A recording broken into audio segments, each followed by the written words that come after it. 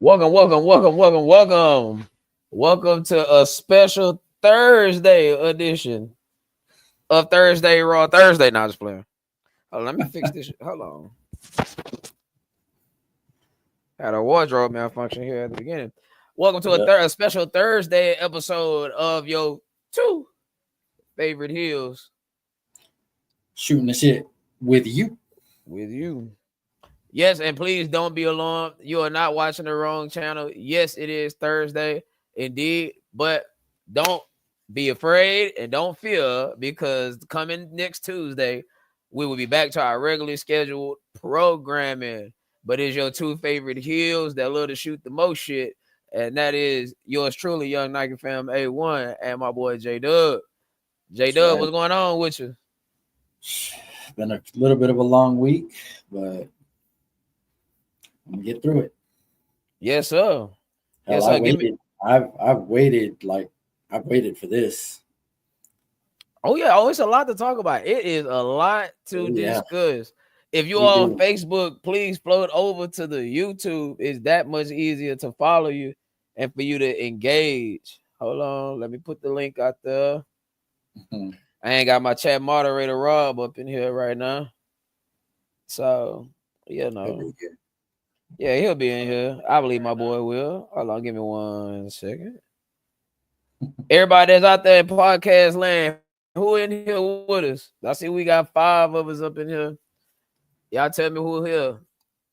I see I ain't Brianna. I got see nothing to do on Nikki. Thursdays either. Come on, man. What's going on, Nikki? What's going on, Bree? Yes, There's sir. Wes. The first, the Oh, first, Wes, the first man. lady of Two Hills. Wes will be the first one to tell you that it has been a long ass week. Yes, indeed. Yes, indeed. All right, Nikki, man. Bree, what's up, Wes? How you doing, brother? Mhm. Nah, yeah, it's good fan engagement right here. Just so All y'all right. know, just so y'all know, we started this podcast exactly 1 month ago today. And it just so happens that we ended up doing this show today. And hell, it's been a hell of a ride just with a month. Just 1 month. Yeah, I we mean, all waiting hell, on AJ Lee. we seem to top ourselves every week. But Yeah. you know, we did this thing and we're doing our thing and here's to you, brother. Here's you. Many more months to go. Hell yeah. Hope y'all had a drink with us out there. There's my boy, the DT. star of last week's show. DT is back to shoot the shit. Hell yeah. All right. Well, let's get started. Oh yeah. But before we So start, yes.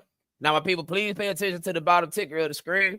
We have officially set up the official Cash App and PayPal of shooting the shit, so we can now, we can get donations for your boys, and the show can continue to prosper and serve us and you at a high quality. Cause we all want to continue this shooting the shit, but y'all know we got Yeah. bills to pay to do this. So, let me put the banner up right quick. Cash App is at money sign STSJ Dub and on PayPal at john.wiley316 at gmail.com. Any and all, no matter if it's a penny, a dollar, a million, 100, we are very much appreciative. Cause we always want to continue to come and shooting the shit with you. That is correct. Yes, indeed. Ashley. Ashley's here. Yes, sir. How y'all feeling out there at podcast land, man? Clash of the Man, Council. I know we're a little late. Like I said, we behind schedule just a Clash in little bit, just a Paris. little bit. Paris, not the Clash castle. in Paris. I did say the council. Forgive me. So, how did y'all feel about the clash? Like, I think I put a poll up in the group, and I believe we had thumbs up. If I'm not mistaken, I might have to go back and go check it. But yeah, that whole show was amazing, with the exception of a couple of hiccups. So talk about it. Talk about it. Like, what you didn't like about the show? Well, Nikki Bella put on a show for the wrong reasons. Mm. Like, she pretty much showed. And the crazy thing is, we talked about this going into the show, and you're like, pay attention to Nikki. Oh, I paid attention to her, all right. I paid attention to her, all right. She dehydrated Alpha. That's the dude. That's the dude that was like, "Hey, we're always working. We're always working, man." He thought we were working, you know, but he kind of does look like a dehydrated version of Alpha. No bullshit. Oh, that's crazy. All right, I gotta Yeah. send this link out one more time. Hey, that What ghost about the kick? nigga? That ghost kick hit its mark. She hit John Cena. You know what I'm saying? Right in the face. Right in his face. I just think that, you know, I'm waiting till we do the review on that. Wait till we get to that match. I'm gonna put it there. I'm gonna put it there, B. Just stick around for us. I promise you. I got something on Nikki Bella. All right. But let's start with the first match of the night of the Clash. We had Roman, our tribal chief. Yeah, you probably can't see my one going in there, but we had our tribal chief Roman Reigns going up against Bronson Reed. The Now, tribal thief. The tribal chief versus the tribal thief. So what did y'all think about that match? You got any particulars about that? Like I told you offline, anytime Roman got any kind of offense going, Bronson shut that shit down, man. Like Roman did a couple of moves, and then Bronson would shut it down. Like, to be honest, Bronson dominated that match. And I believe like that's a good thing. Because hold on, let me fix my microphone. My camera. It's definitely a good thing. Hold on, y'all. Let me fix my camera because we wanted we wanted Bronson to look strong. Okay, yeah. Like, I think it's a good thing because yes, you want Bronson to look strong.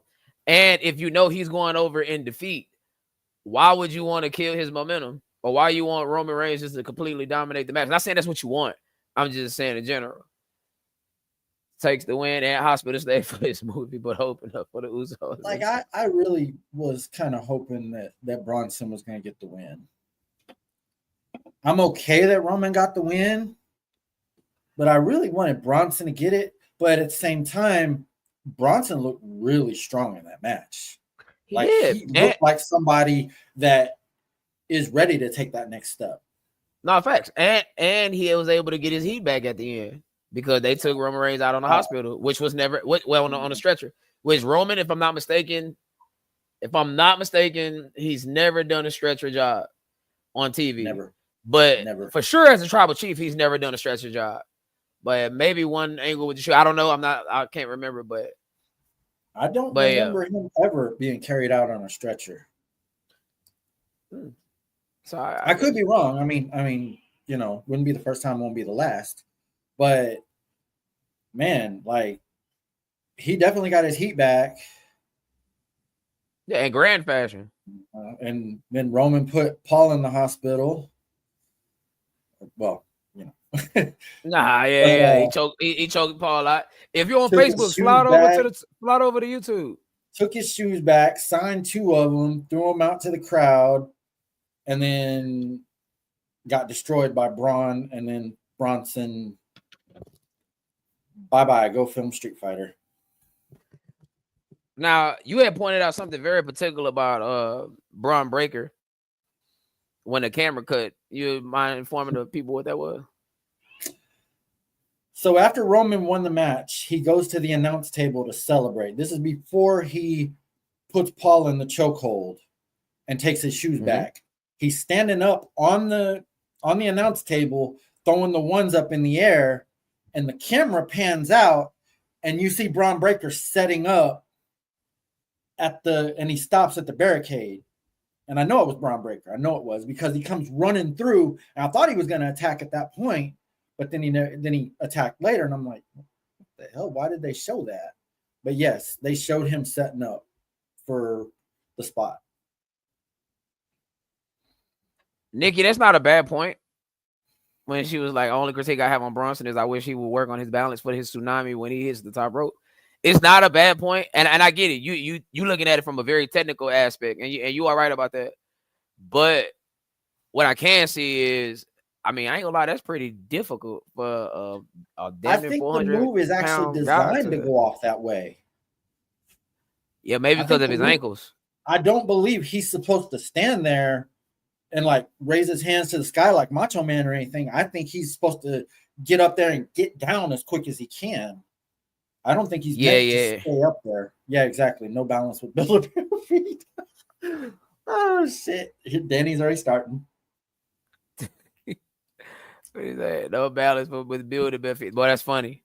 Build-A-Bear feet and cement blocks for ankles. I'm sorry, y'all, if I keep looking down. I'm trying to get this He is a stuff. big boy, and I No, think the he is. tsunami finisher is by design the way he does it. He gets up there and doesn't balance himself. Like he gets up there and immediately just jumps. So, he doesn't get any spring off of it or anything. He just jumps and, but No, I'm a fan I of him am too. too. Oh, I we am love. too. I ain't gonna lie. The tribal thief gets a lot of love on this channel. Oh yeah. I just Probably. wish they didn't. I just wish they didn't take his shoes from him that quick. Well, technically speaking, he only took 2 of them. He still got 2. He's got one of each. He still got one of each because Roman signed one of each one and threw them out to the crowd. Yeah, the guy that caught one of them, he put it on TikTok. Did he put it on eBay? Nah, he not this fast. To be honest, if I caught something like that, I'm holding on to it. Yeah, that's what I'm saying. That's a collector's item, and it's his That's a legit collector. autograph. Like that's like, dude, that is that's a one of a kind. Nah, it is. It. My boy said candles. Nah, facts. Facts. All right. So Bronson Reed goes over. Roman Reed goes over. I'm sorry. Bronson Reed Thank gets you. his heat back at the That's what he beginning. meant to say. So, oh snap! Wrong video. Jesus Christ, y'all. He meant to say My bad, candle, y'all. not candles. There we go. Yeah, but Cankle, man. no, it's not a jump. It's not a jump. He like gets up there and almost falls. If you, I mean, if you really want to. What's up, Josh? Roman's the GOAT. She said, "Let I'd it let hit my it head first." see me by green shirt God for the rest of my life. Hey, yeah, man. Ain't nothing wrong with that. I promise you. No, ain't nothing wrong with Oh, that. all right. Then we had Wire 6 versus the Street Profits. Did y'all really care about this match? Not really. Oh, okay, that's one of Brianna's friends. That's who Joshua is. Okay. What's going on, Josh? Yeah. Like, did y'all really even care about this match? Did it do anything for you? Not really. There's D. I got my boy D Black. D Blacker fella. The one of my Honestly, favorite heels is in the house. I think that's the match that I actually fell asleep on. Yeah, and Nikki, I feel that same way, brother. Like, and yeah, and that's about to lead to my next question. The split It is, but do we is care? coming. But do we care? That's the CD crazy Black part. crazy. Like, do we care that the Street Profits are about to split? I mean, do we actually give a fuck? But do you care, y'all? Like, honestly, like let me tell y'all something right quick. They did almost everything you could imagine with the Street Profits. They didn't turn them heel, didn't care. Aligned them with Bobby Lashley, didn't care. Teased the split a couple years ago where Montez Ford seemed like he was about to get that push. Remember that Elimination Chamber match where he actually looked damn good? Yes. Didn't care. Like, and one thing I don't want, I don't want Montez Ford to become the black Seth Rollins. My boy Monkey Man up in here. What's the word? The black Seth Rollins. I don't want him to become the black Seth Rollins in the sense of your wife career is more important than yours. You're only, they won't be able to separate you from your wife. And right now, Bianca Belair has a bigger imprint in the WWE than Montez Ford. Absolutely, she does. Love the wrestlers themselves. Loomis, love him. His personality. Do you need the gimmick? No. The Wyatt Six run its course. Right. It has, y'all. The Wyatt Six, no lie, the debut was fire. But whenever they got hurt and they took that long period off of TV, that was it. And in this modern wrestling, you can only do a Mystique gimmick for so long. I've asked you this question offline. I'll ask you now. If The Undertaker became a thing, like the same way he debuted, the same way he did, all the other whatnot, Phantom of the Opera, the whole 9 yards. If he did that in 2022, up to now, would you care? Would it be the same? No, it wouldn't be the same. It wouldn't be the same. It wouldn't be the same. Facts. No, it is about how they get pushed individually. You are definitely right about that. And like we said, Montez Ford probably would thrive while Angelo Dawkins would die. And Montez Ford would be a matter of booking more than his actual talent. Oh, shit. What's up, Berto?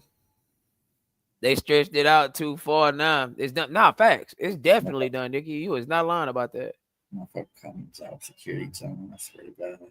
Sorry to interrupt. I just want to say big what's up to John Security John. JSB. Like, you want to know what that means exactly? What it means? It means that there is nobody at Carolina Beer that wants or has the balls to take my route with all the kegs that I deliver. So I got job security. Hey man, that's not a bad gimmick to have.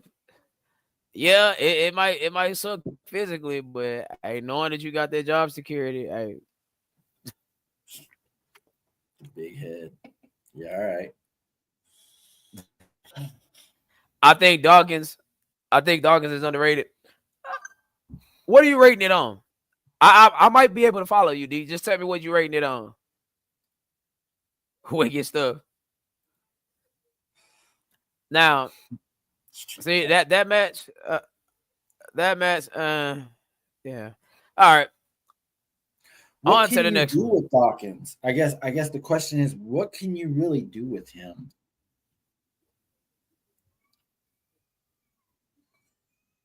I think Dawkins just got that Devon Dudley in him.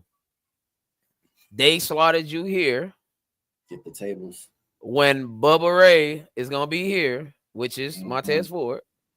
And that's just what they see you as. Because if we being honest, let's just say they do split. Let's say you do end up booking Dawkins.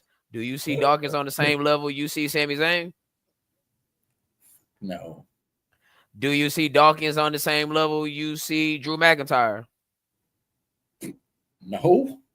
Randy Orton? No. Jey Uso? No. Gunther? Fuck no. I definitely can't say Cody Rhodes if you said fuck no to those. I definitely can't say Roman Reigns if you said fuck no to those. Like, you see how the names are, you see the names I'm going through? Yeah, I know. Even if you push, I'm really speaking to D Black, even though I'm looking at you. But even if you were to push him at his highest of heights, he still wouldn't be past these names I just mentioned. Nope. So that puts him at the IC belt at best. Do you see him bigger than Solo Sikoa? Sikoa. Why do you keep saying Sikoa? Sikoa. I don't know why you say Sikoa. You keep saying Sikoa. Sikoa. No.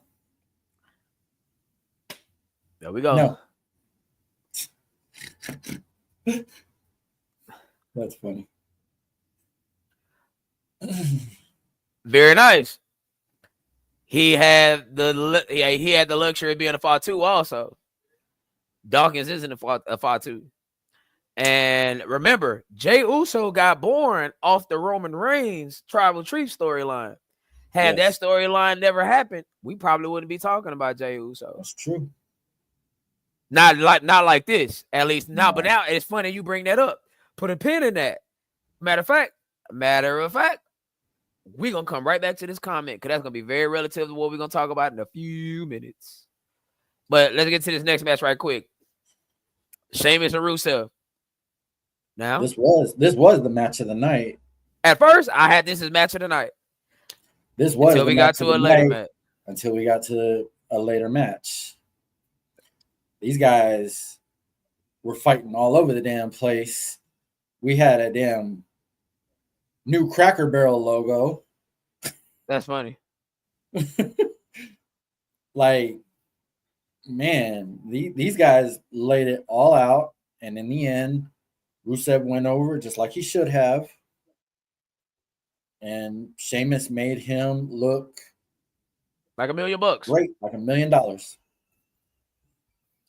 So big ups to Sheamus. It was. And hey now, John, man, you might have fought it a little bit, but it was probably me.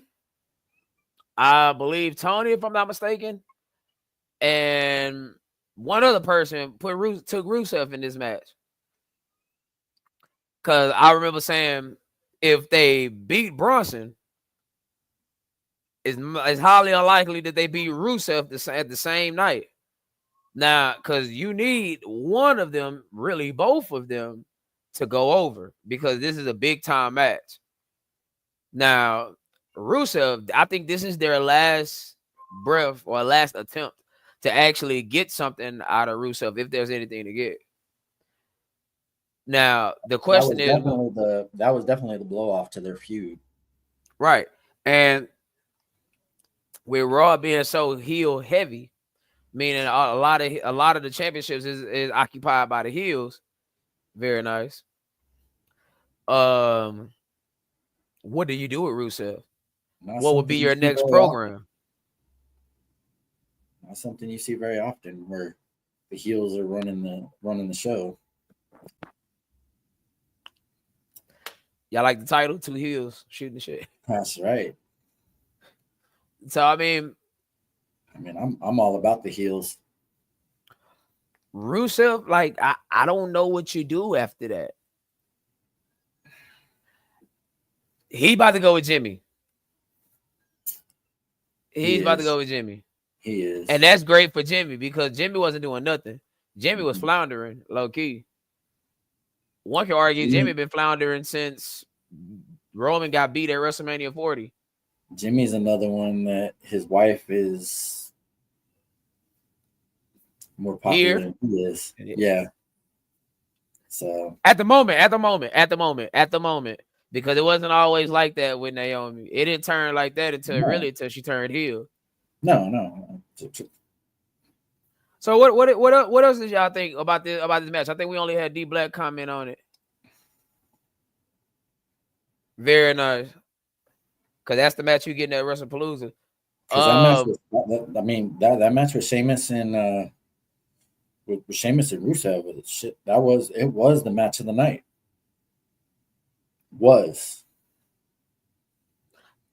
I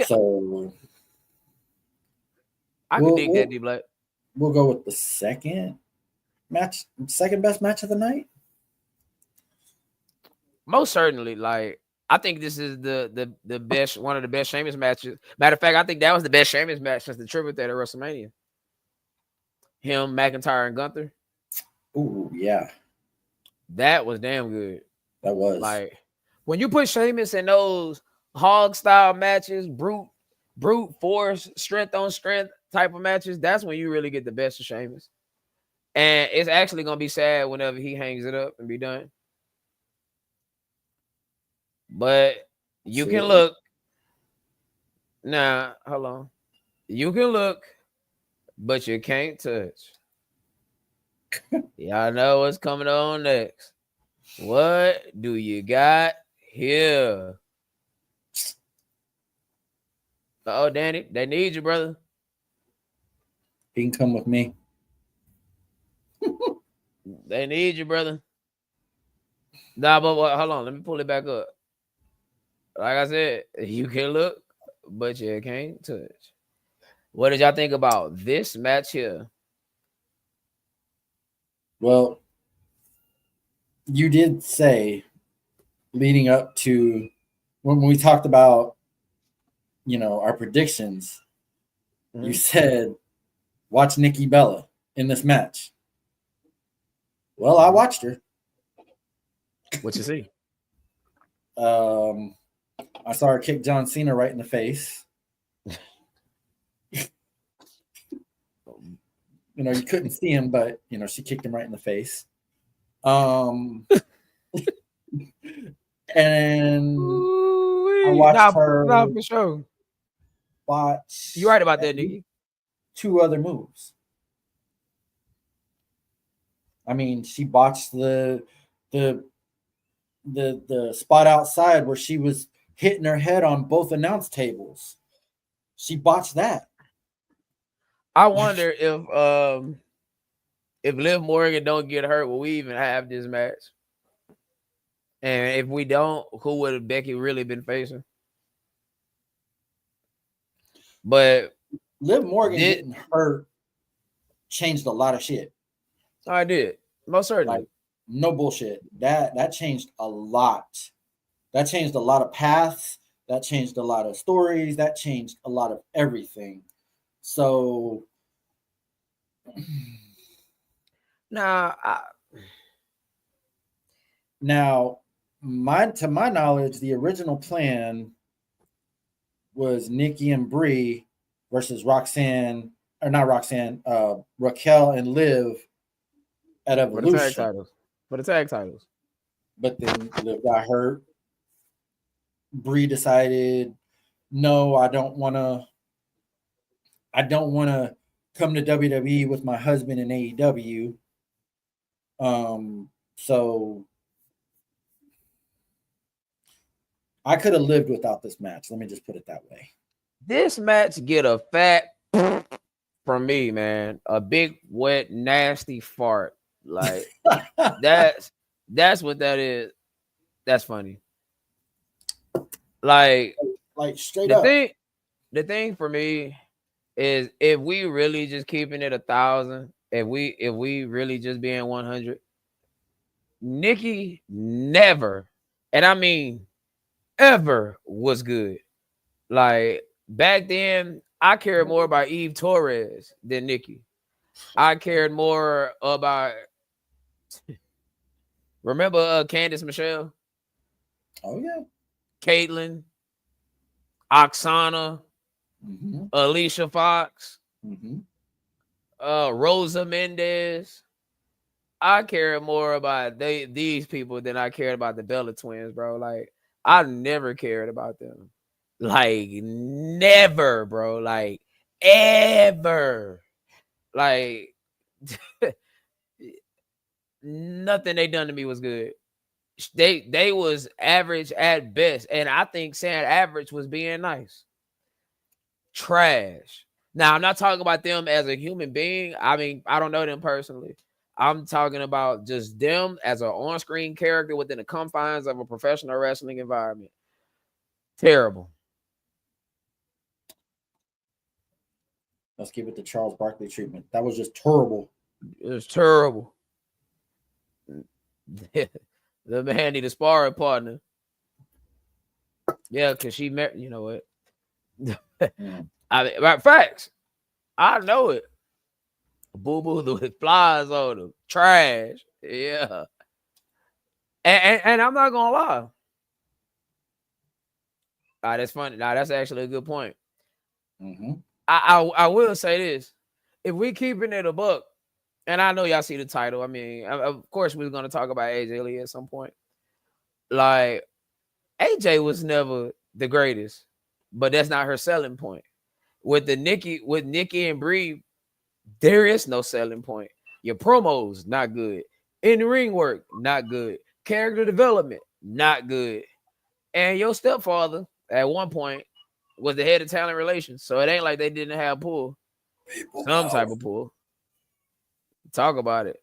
But from that, I mean, let's say it about that match the better, man. Like I said, big fat dud. The next match of the night. There's your match of the night.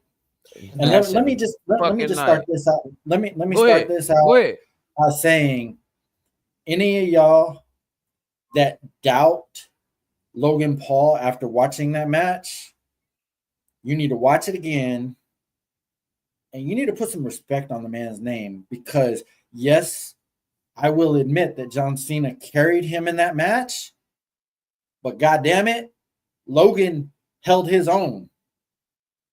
And he is showing that he's ready to take that next step. Logan Paul, since day one, has been good. The only thing they did wrong with Logan Paul is they cast him as a face at first. That's the only thing.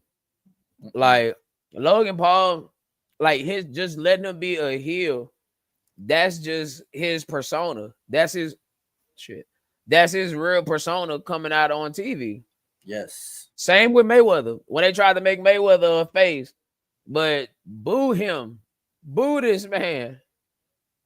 That's his style. I mean, that's what he's just a natural heel. Logan Paul is a future champion. Very nice. This match against John Cena basically showed you that it's coming. At some point, it's coming. Logan Paul will be a world champion in WWE. Yes. Like, I'm willing to bet on it. Like, I think he's going to be a future Royal Rumble winner. WrestleMania headliner. Mm-hmm. AJ crazy, not facts. You're not going to have Cena lose in his final appearance in Paris. Yeah. And I promise you, it might have been discussed for Logan to win, and he probably said, no, let John go over. I mean, it's the right thing to do. Like, I mean, I get it. I get what it could do for Logan Paul, but Logan Paul at this point don't really need the Cena rub. Mm-mm. Like, him being a YouTube megastar is the Cena rub per se. And I mean, the fact of the matter that we saw John Cena busting moves that we ain't ever seen him do was just crazy. He did the End of Days. He did the Styles Clash. He did there was a third move, and I can't remember what it was. He did the Canadian Destroyer too. Yes, he did the Destroyer. Like, dude, this is John Cena. Everybody said he's done. Like, this is just, this is just a send-off for him, but he is putting guys over way more than people give him credit for. Yeah, and that is a matter of who he's in the ring with also, though. So, like, you put him in the ring with the right people that can go and bump around for him like that. Oh, yeah. That's getting saved for Gunther, my brother. Yeah, Gunther is going to be that final match. And he on his way back. Believe that. Yeah. Now, the last match of the night. Boom. Fatal 4-way. You know what I'm saying? LA Knight versus CM Punk versus Jey Uso versus Seth freaking Rollins. That was the third best match of the night. In my opinion. I thought it was a pretty good match, actually. The only thing I didn't exactly like was LA Knight got fucking buried again. How so? Like, I mean, I know it was all about Punk and Seth. Mm-hmm. I know it was. I mean, obviously we saw the end. When are we gonna get LA Knight. Just not his That's just- time. When is it? I mean, I don't know. I can't answer that. Like Kofi was I in mean, the I know big. you can't. I know you're not booking. I know you're not part of WWE, but like, when can we finally give this man the run that he deserves? Well, okay. Let me start here. I'm with you. I agree. LA Knight does need to have his time, just like Drew need to have his time. But the most important thing you want is after he wins the championship, you gotta have viable enough competition for him to beat, because we gotta go somewhere with him after he wins the belt. You always got to think about what's next, what's coming down the line, and like I always say when it comes to booking championships, when you book the man to win, the man or the woman to win the title, you also got to think about who essentially and eventually is going to beat said person for that same title. And the worst is for them to do to him what they did to Rey Mysterio in 2006, where 2006, where he wins the world championship and he was losing match after match after match after match. He was booked like a loser. He was booked like a bum. That's worse than you not having a championship at all, in my opinion. And he didn't take the pinfall in this match. They didn't beat him. No, They it beat. was Punk, and you need to update the comments because Nikki has a good point. Hold on.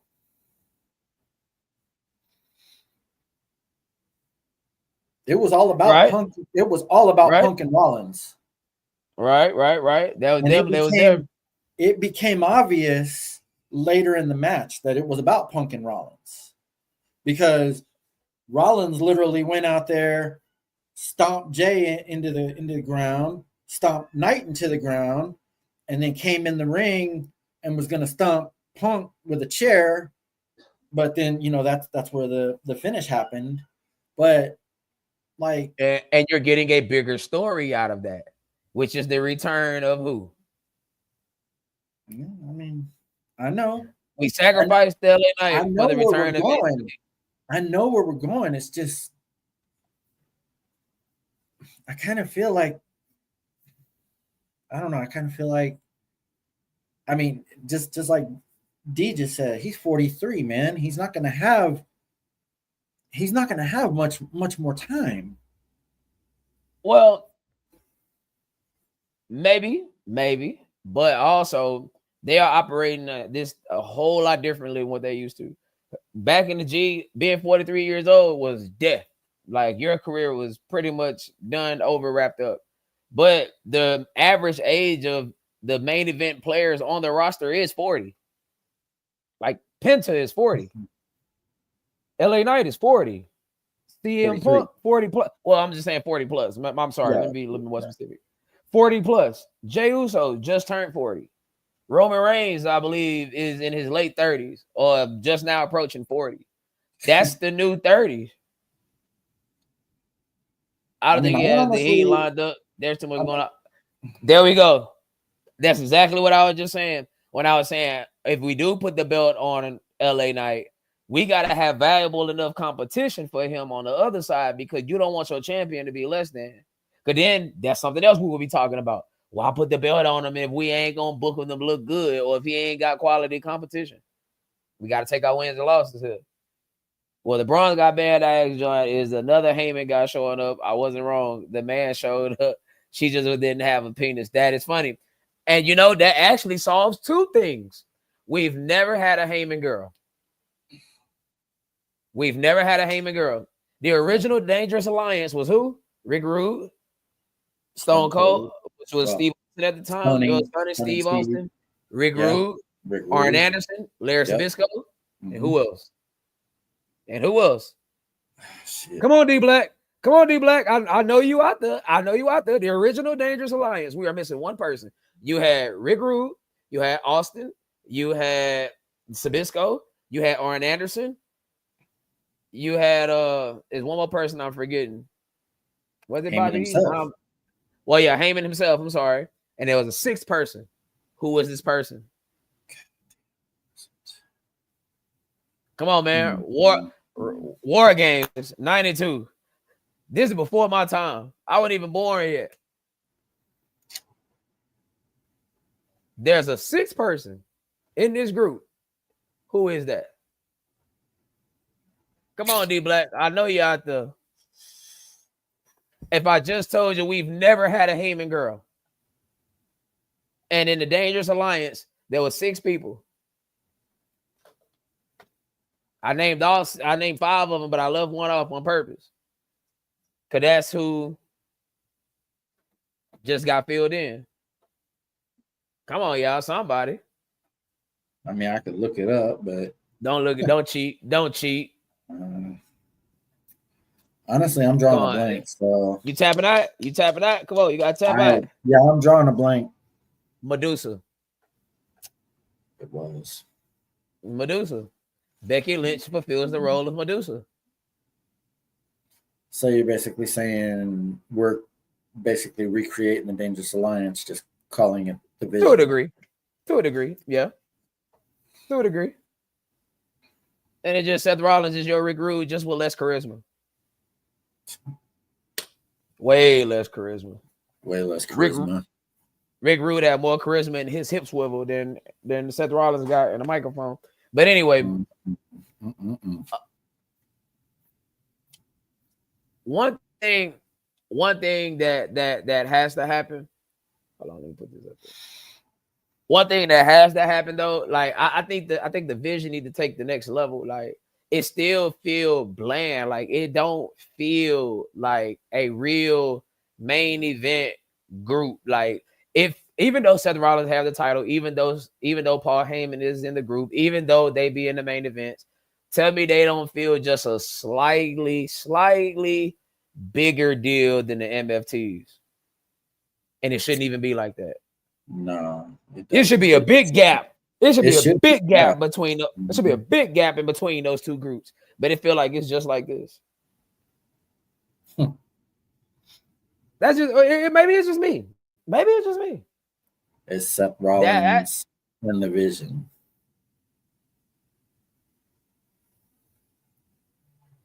Seth Rollins felt more important when he was a part of the Authority. I'm just saying. Yeah, we don't need to go there. Nah, we don't. So, what are y'all thoughts about Raw this week? Overall, I give. Oh wait, my bad. What are y'all rating for the Clash? 4 out of 5. No, I'll give it 4.5 out of 5.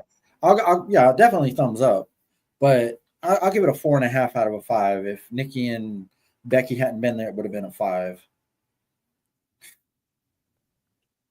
Like, hold on, that match just.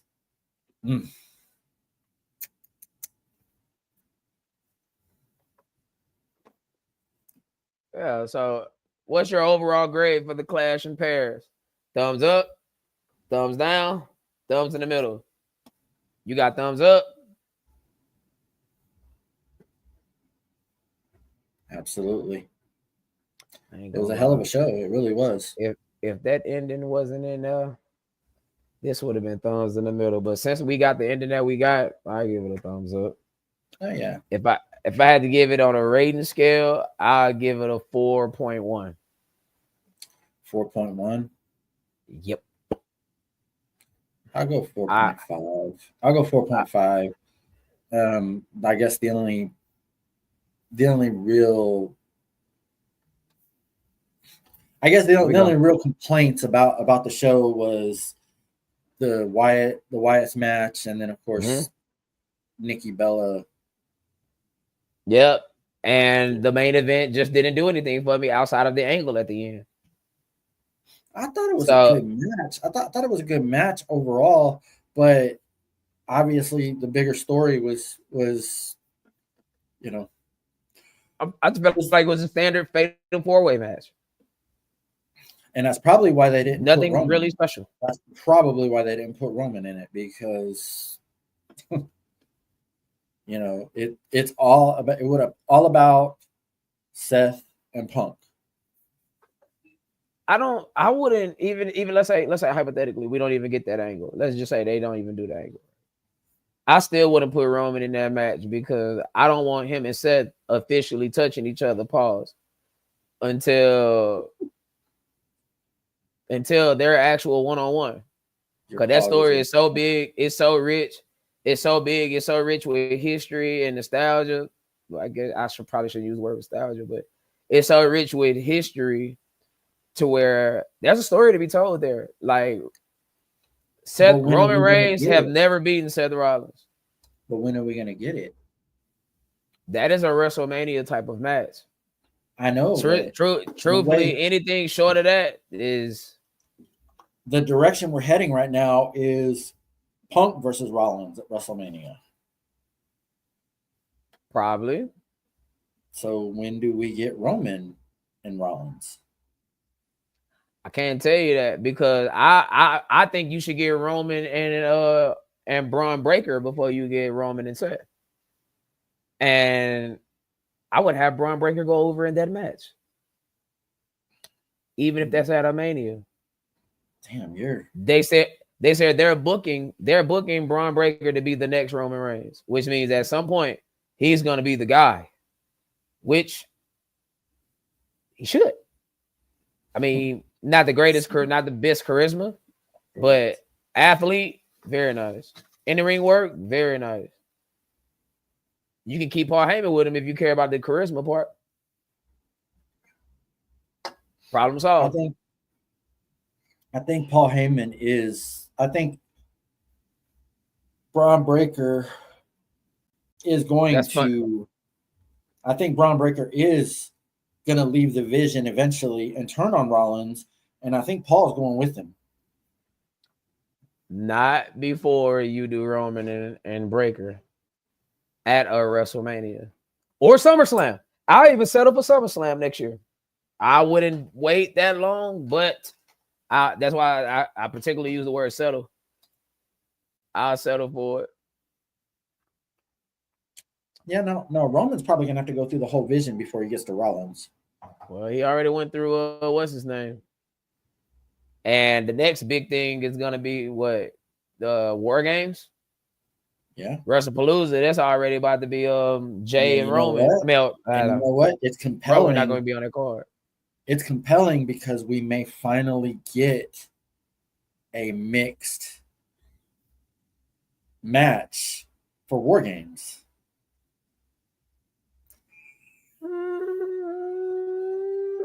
Maybe, I don't know. I could see Seth's group. I could see Seth's group with Becky going against Roman's group with AJ. I wouldn't do that. That's gonna be tough to book.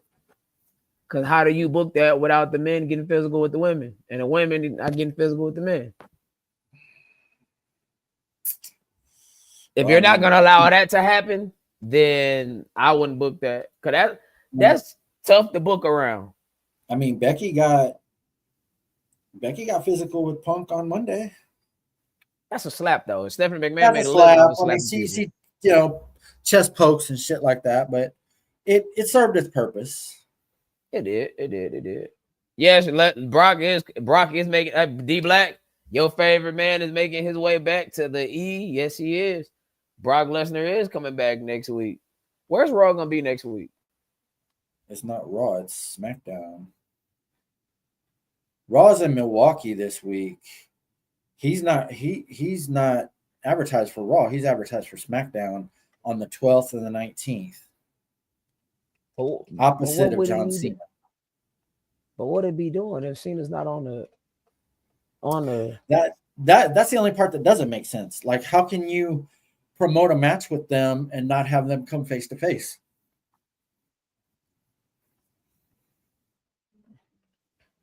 I don't know. Like, and it ain't gonna be some last minute. I mean, Randy Orton has never discriminated against anybody, man or woman. So,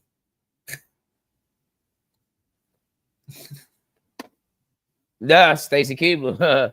I mean, and Mae Young. Straight up. Nah, you funny. Oh, you out of line. You out of line. Nah, like I shit. mean, If Becky had slapped Randy, she'd caught an RKO. and a punt kick. Oh yeah. Give me a second here.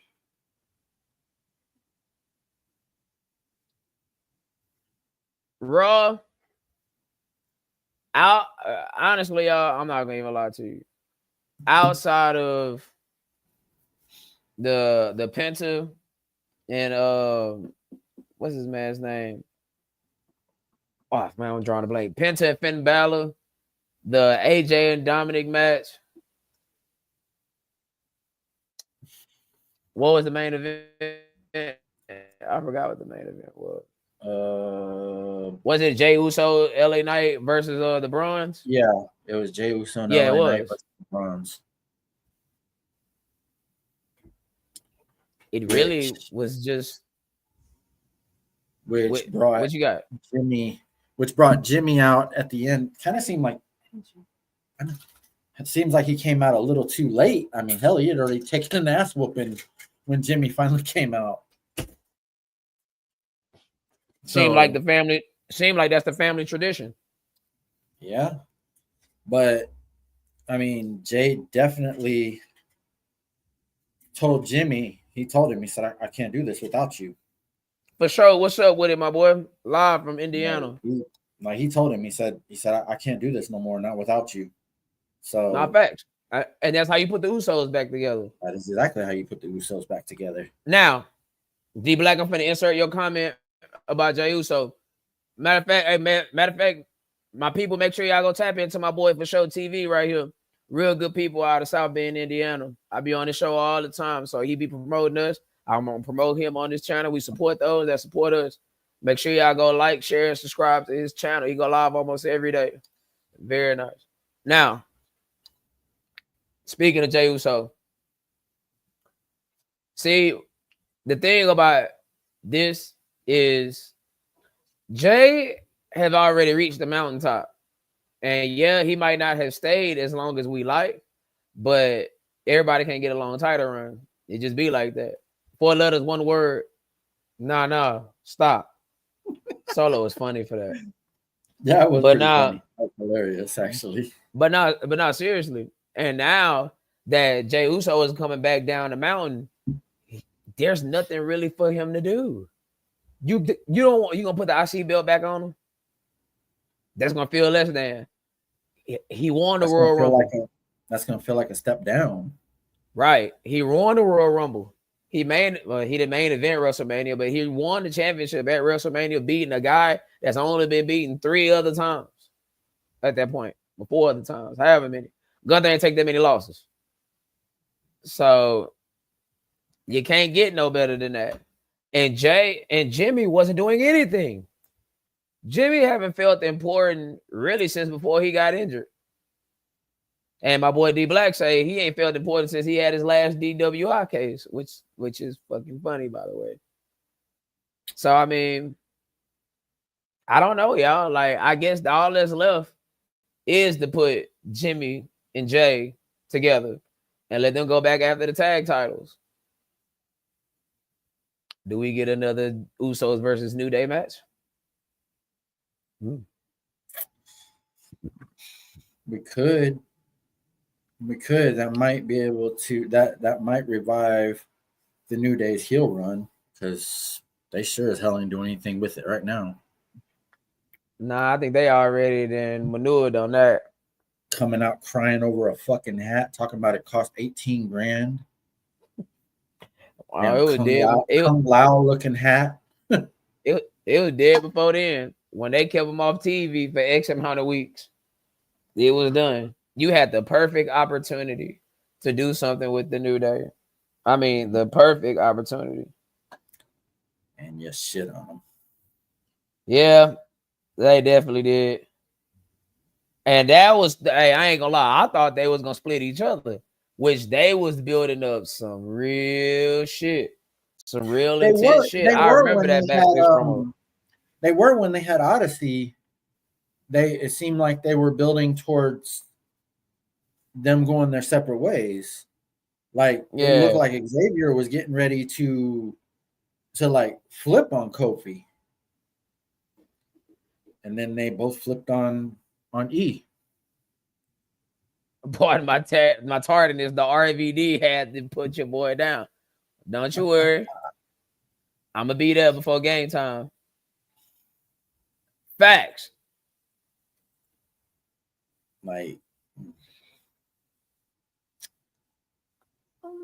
was Jimmy supposed to be that Okay. late? I guess so. I mean, I don't think he Papa Shango'd himself. Ooh. Yeah, I knew that one would get all over you. Hey, yeah. Hey, that's a WrestleMania 8 reference for those that don't know. Mm-hmm. Papa Shango late. You never want to be him. D motherfucker. Black, man. Hey, Black. You might be on to something here. I might like that. That could be a good move. That could be a good win for Rusev. If that's where you're going, I stand corrected. Yeah. Hell yeah. Matter of fact, I really like it. I like it a whole hell of a lot. That would get that would get Rusev over pretty big. I like that. You know what? You know what we could do with that? We could have Rusev beat Jay, and that could be a springboard to Rusev versus Gunther. Gunther not losing that though. Can't. Just simply can't. I mean, hell, you didn't beat him this many times. Why not beat LA Knight again? Fuck it. Fuck it. And that's terrible. I'm saying that. That's terrible. I'm saying that. It is. It is. It's damn terrible that I'm saying that. Jay Star Power would definitely be good for Rusev. Absolutely. Yeah. And it'll give Rusev the rub by beating a main event player.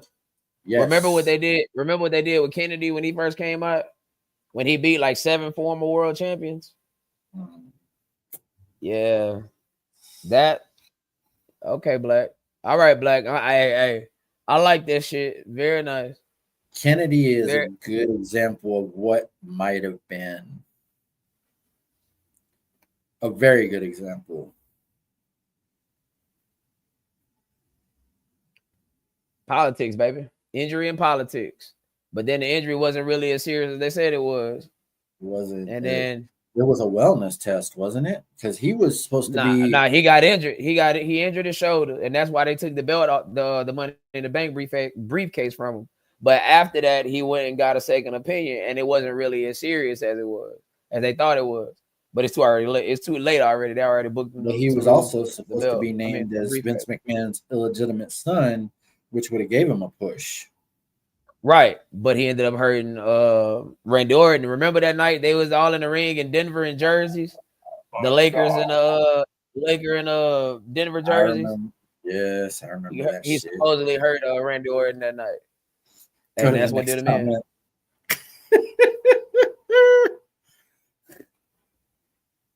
Oh, nah, that's funny.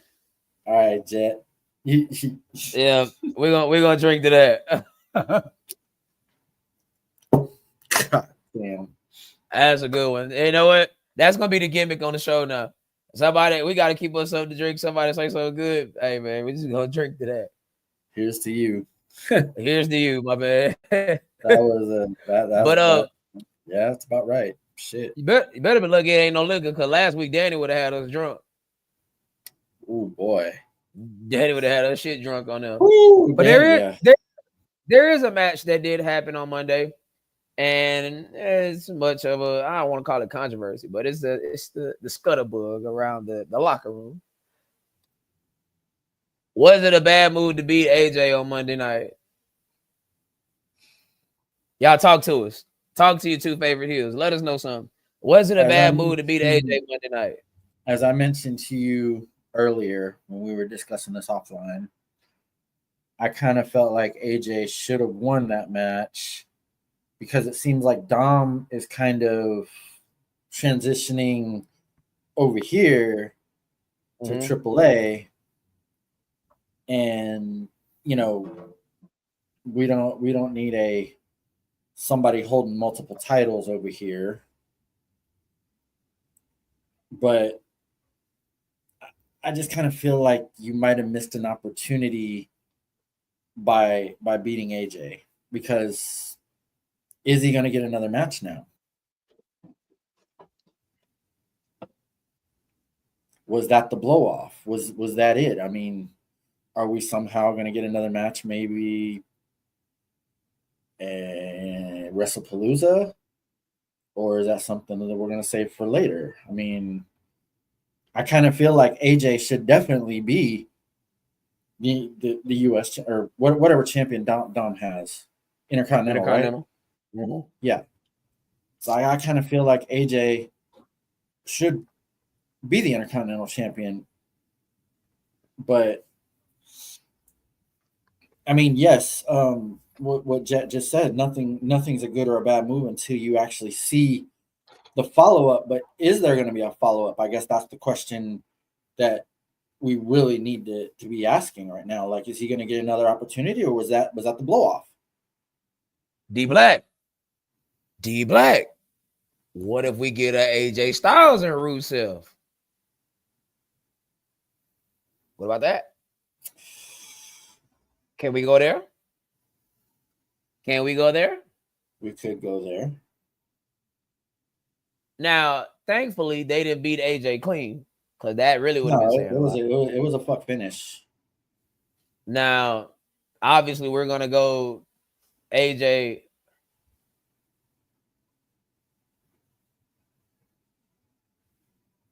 Hey, now, wait a goddamn minute. Wait a minute now.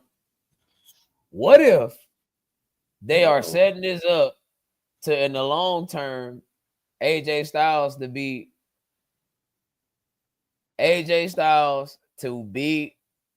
Dominic Mysterio for the AAA Mega Championship? What would that do for AJ? He's never held that belt. And he's a bigger star than Dominic Mysterio. They're trying to really hit off this AAA WWE connection here. Now, I'm not saying that Dom won't have the belt, because he will. He's going to beat Vikingo. I say he beat Vikingo at Worlds Collide next Friday, or this Friday, whenever it comes. I believe it's next Friday. But I'm saying later down the line, maybe at the end of the year, beginning of the year, somewhere in there. So what are you saying? Title for title? Like AJ eventually wins the Intercontinental title, Dominic's the AAA, and then you have a title for title match? No. I'm saying Dom loses that IC belt to whoever. That's not AJ Styles. I feel like if they were going to do that, this would have happened already. Dominic wouldn't have beat him twice. Right? So the bigger belt at play here might be the AAA Mega Championship. Yes, next year. He's he said he signed another year. He said he signed another year, and that might be it for him, but he never said for a fact that this is my last year. I think they're doing the Sting and TNA approach.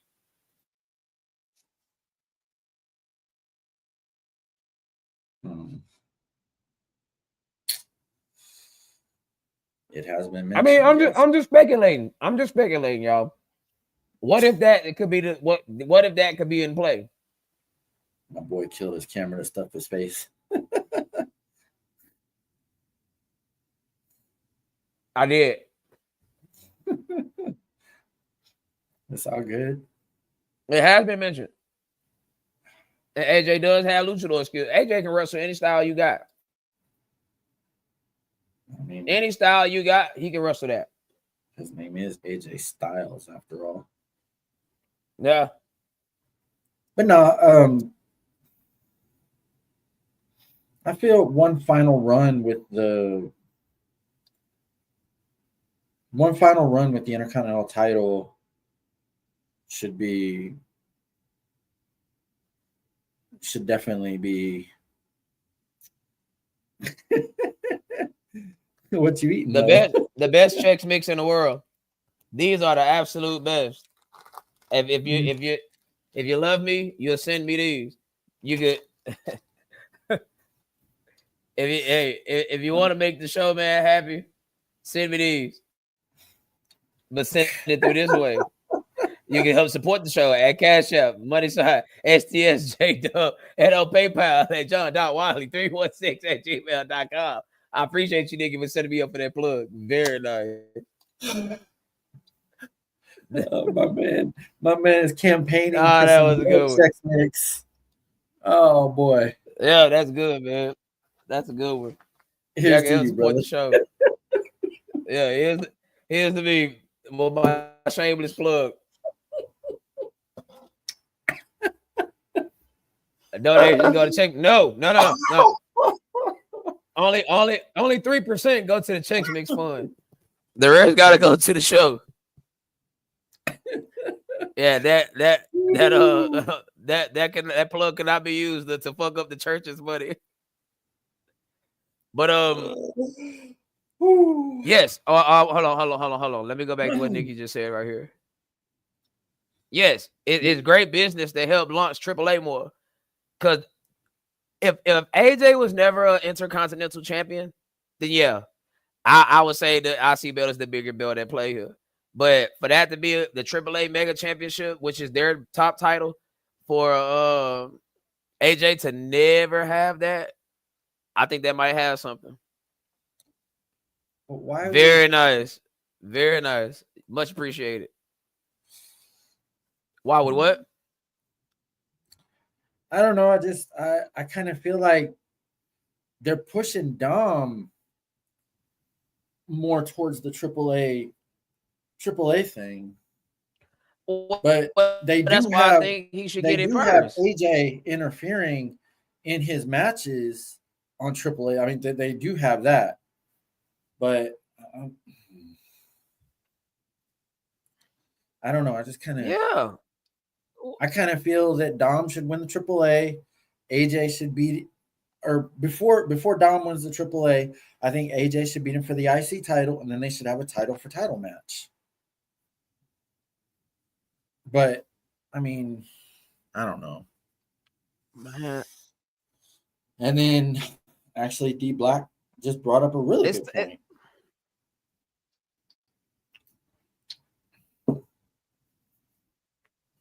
Not necessary. Dom is the traditional luchador or whatever you see on AAA for the most part. I know AJ has that style, pun fully intended. But Dom is who they're pushing. I like what you did right there. Yeah.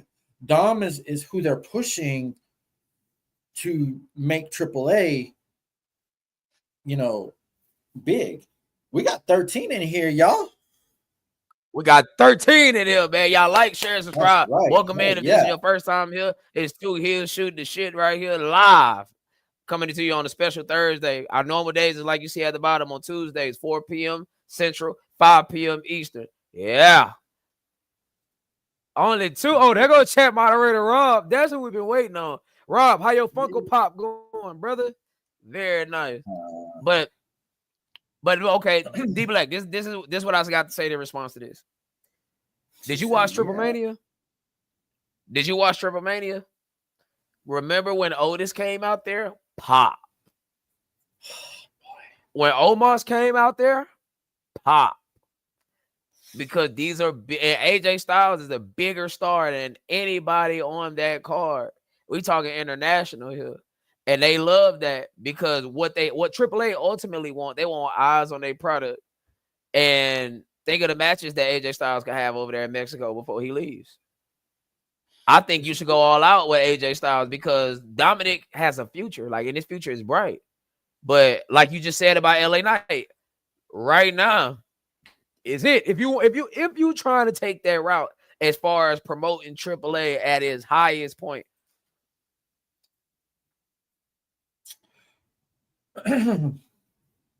Nikki, dead. As much as I hate to say this, we ain't ever getting Demon Finn back ever. Roman Reigns made sure of that. Dead. Rob, that's all time, man. I ain't gonna lie to you. I was just the mailman in this instance. That was John's idea. That's the way he read it. I'm just here to push it. I mean, Hats off to you, Rob. Drinks up for you, brother.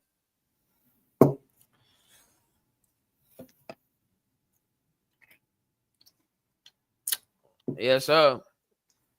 It's cute. Yeah, it's good. I'll tell you what, Nikki. You want Demon Finn back? Load up WWE 2K24 or 25, whichever one you got. That's the only way you're gonna get him. Nikki, there might be a way to get what you want. There might be a way to get what you want. Because you control the story on the game. No. I'm talking about in real life. There is a way for you to get what you want. Hold on, wait.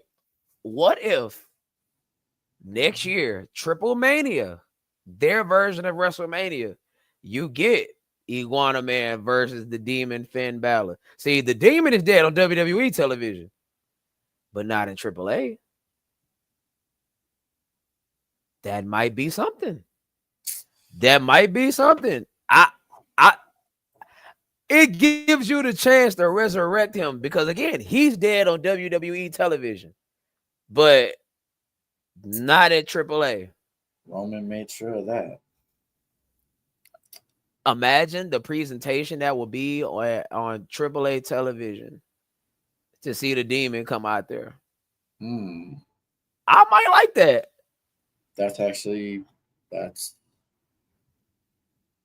I might like that. I like that. Okay, make sure you drive safe, brother. Listen to us and chime in when you can. Yeah, I don't know. I mean, that's what I was saying. Look, I'm low key back. Very nice. But I mean, Roman, man, they killed the Demon in WWE. I know there were hints. There were hints that he was coming back, but man, no. Okay. Not in WWE. All right, so y'all know what we got to talk about it. Hold on. Y'all know we got to talk about it.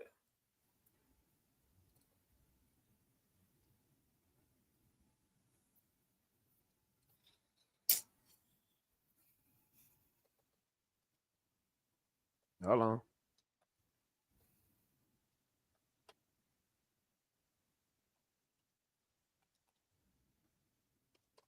Hold on, y'all. Here we go.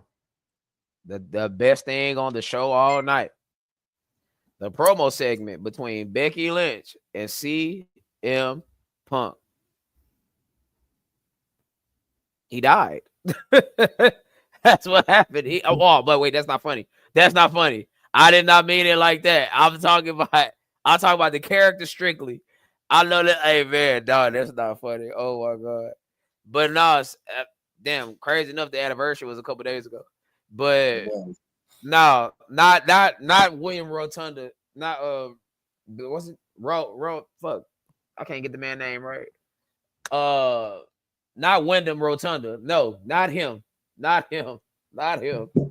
But the Fiend, the character.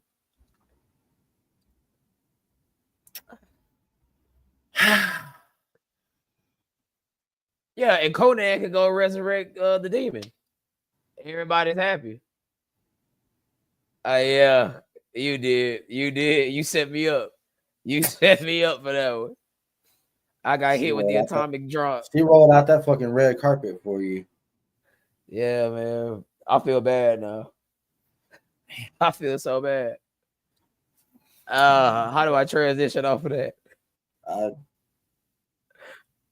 How do I transition off of that?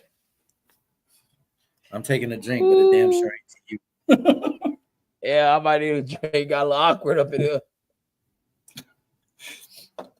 Woo, that was rough. That was rough. That was rough. That was some heel shit.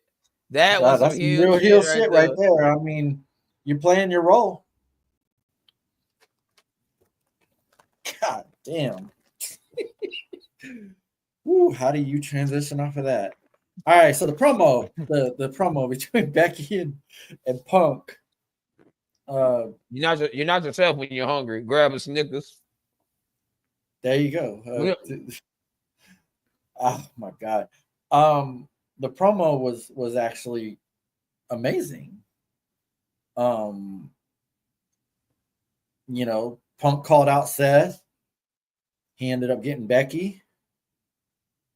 Becky slapped the shit out of him, which transitioned to "You're gonna regret putting your hands on me," which we know what that means. Now, What I what I'm about to found say. funny, hold on. What I found Wait. funny about Raw was how CM Punk made Adam Pearce say, "What the hell does that mean?" Like 3 different times when he said something backstage. He'd say something and he'd walk away, and Adam Pearce, "What the hell did that mean?" That was pretty good. What I do like, and what I'm about to say, all the credit goes to Jason Solomon, who hosts the Solomon Sounds Off on Sunday. I like how Becky added her own personal element into it. Like, it's not necessarily just, oh, well, Seth Rollins is my husband, so he's mad at you, I'm mad at you. No, she said, man, when I was doing my matches, when I was on the rise, I used to get flooded with CM Punk chants. So now fans not giving a damn about what I do. It's still about you. So I like that. That's a good way to add that in there. That was good. Now, damn, I never thought we would be here discussing the return of AJ Lee, that WWE shop leaked, by the way. I mean, we all know, but they pretty much confirmed it now that they deleted the tweet now. But they did. But I mean, they're saying she could return as early as SmackDown. And to be honest, I don't think you should hold this until the 20th. Like, she needs to come out on SmackDown or Raw. So what y'all think? What y'all think? Hold on. And I 100% agree with you that I believe we see who's eventually going to beat Becky for that title. Bingo.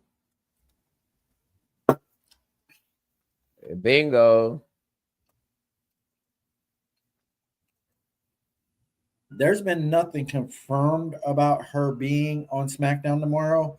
They're saying that they think she's going to be on SmackDown tomorrow because they are in Chicago and Punk's going to be there. I mean, it only makes sense. But what we found out from WWE over the years, logic is not their first strength.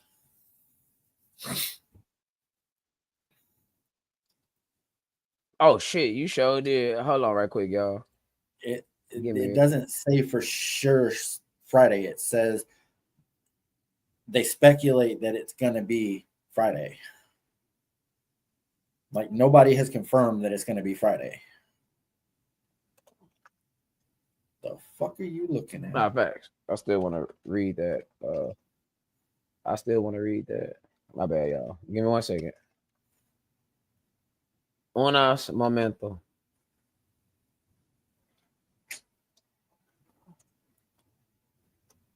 Whoops. Did not mean to press enter. Come on, man. Goddamn computer. Hold on, y'all. Somebody, who is that? Bearded? My boy Bearded up in here? My boy. Yeah. That's my boy right there. Make sure y'all check my boy Bearded out too. Real genuine dude out of Chicago, man.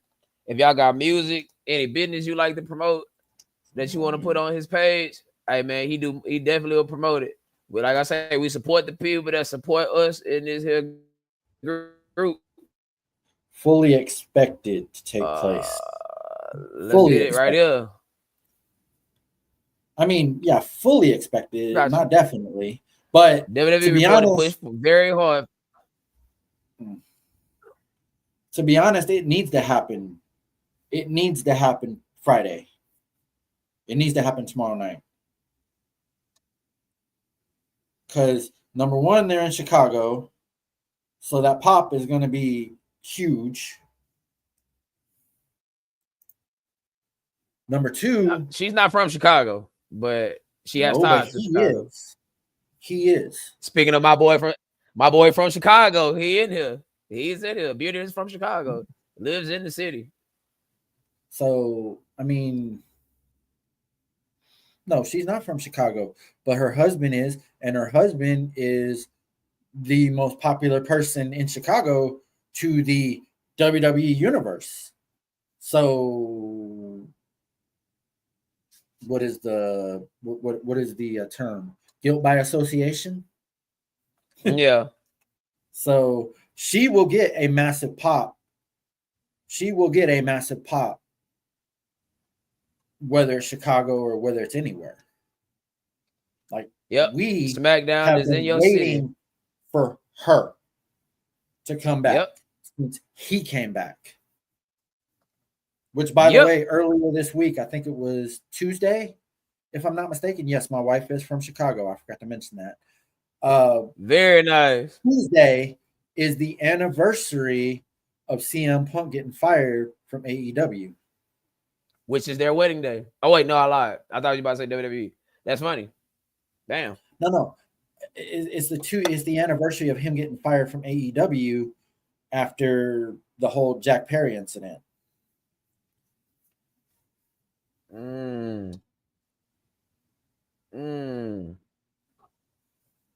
It has been. Damn. It's been like 2 years since he's been back in the E. It has. Well, November will be 2 years. It has. Damn. Yep. Mm-hmm. I know, it's crazy. And he sat out almost that whole first year after the Royal Rumble. I am a wrestling enthusiast. Talk about it. So, no, she should definitely return on SmackDown. Like, you're gonna miss a huge opportunity if you don't bring her out tomorrow night. Nah, you are. And I think it's rather shitty business to tell the fans that, yeah, man, you want that return of AJ Lee? Pay that $30. Come get it. Come get it off of ESPN. Nah, you do it on SmackDown. And did you know SmackDown has now sold over 16,000 tickets?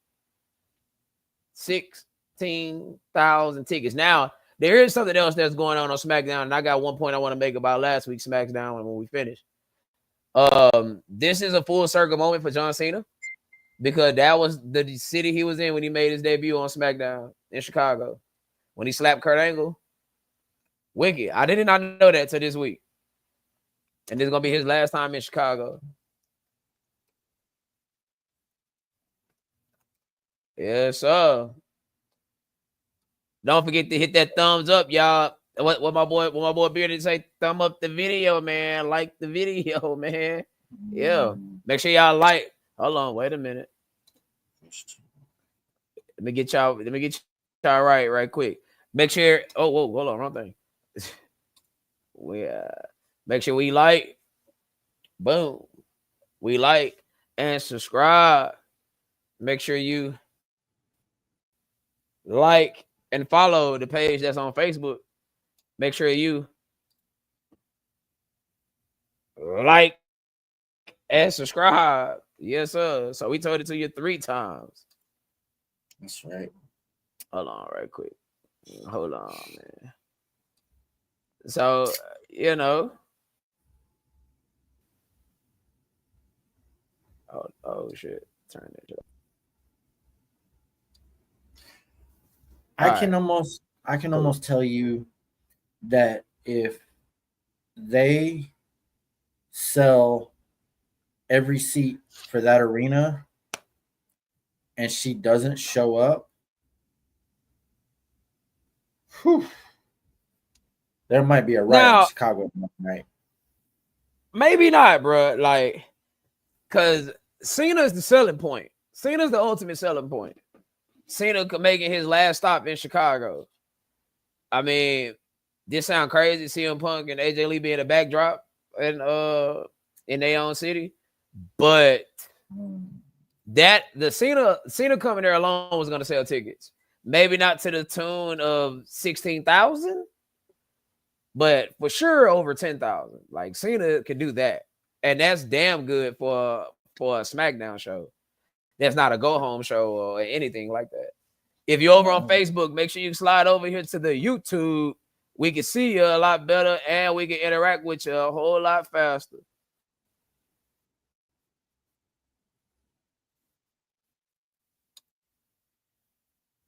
Oh shit. Okay. Now, I just look. I'm not gonna lie to you. Like, the Chiefs. I'm gonna be honest with y'all. I told y'all I'm never gonna bullshit you on this channel. The Chiefs and Chargers definitely play tomorrow night, so I will watch the segment with Cena.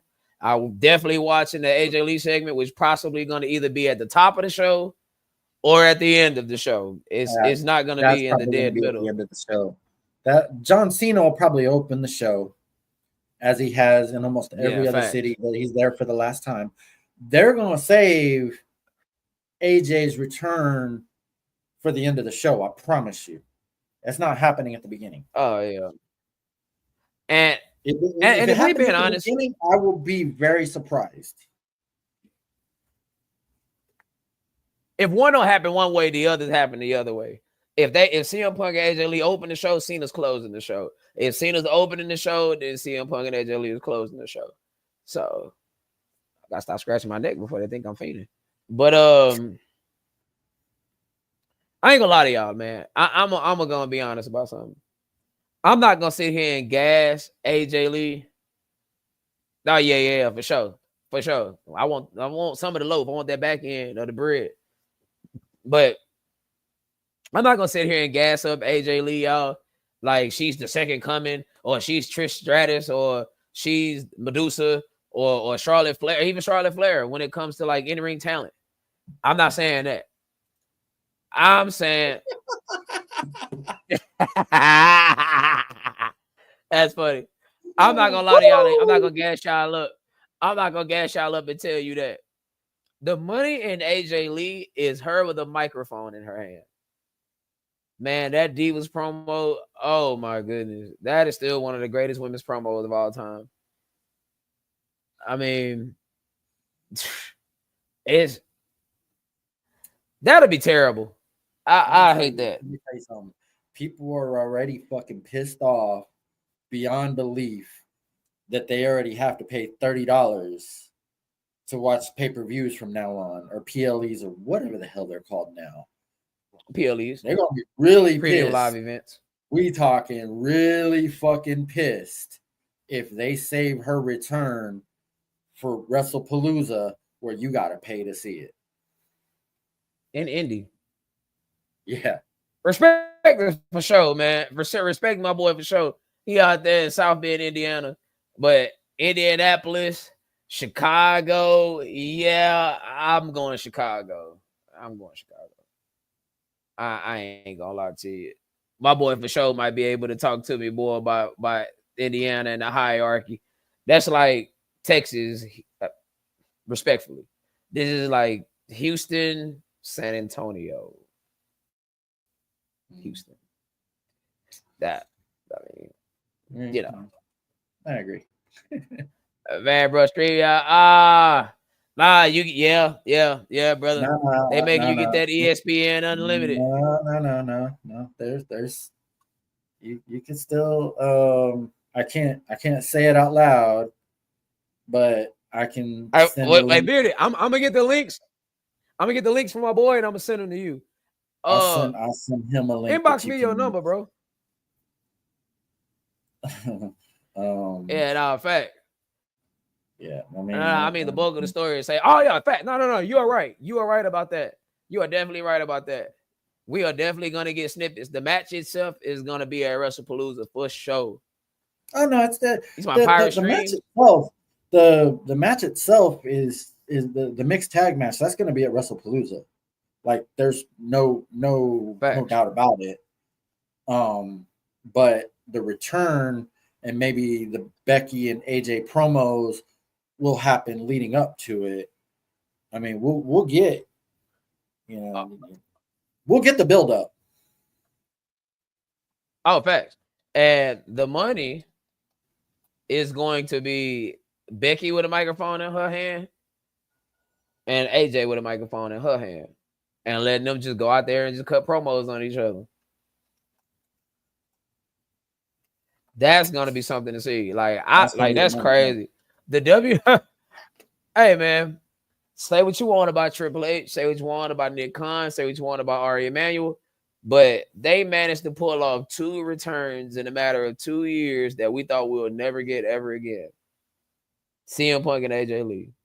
I, for one, never thought we'd ever see CM Punk in a WWE ring or a WWE show ever again. Funny. Man, it's hey man, right when Triple H, right when you think Triple H is down and out, he go hit you a grand slam. That's that Vince McMahon booking, boy. That's that Vince McMahon booking. Matter of fact, Trips, since you gave us the slips,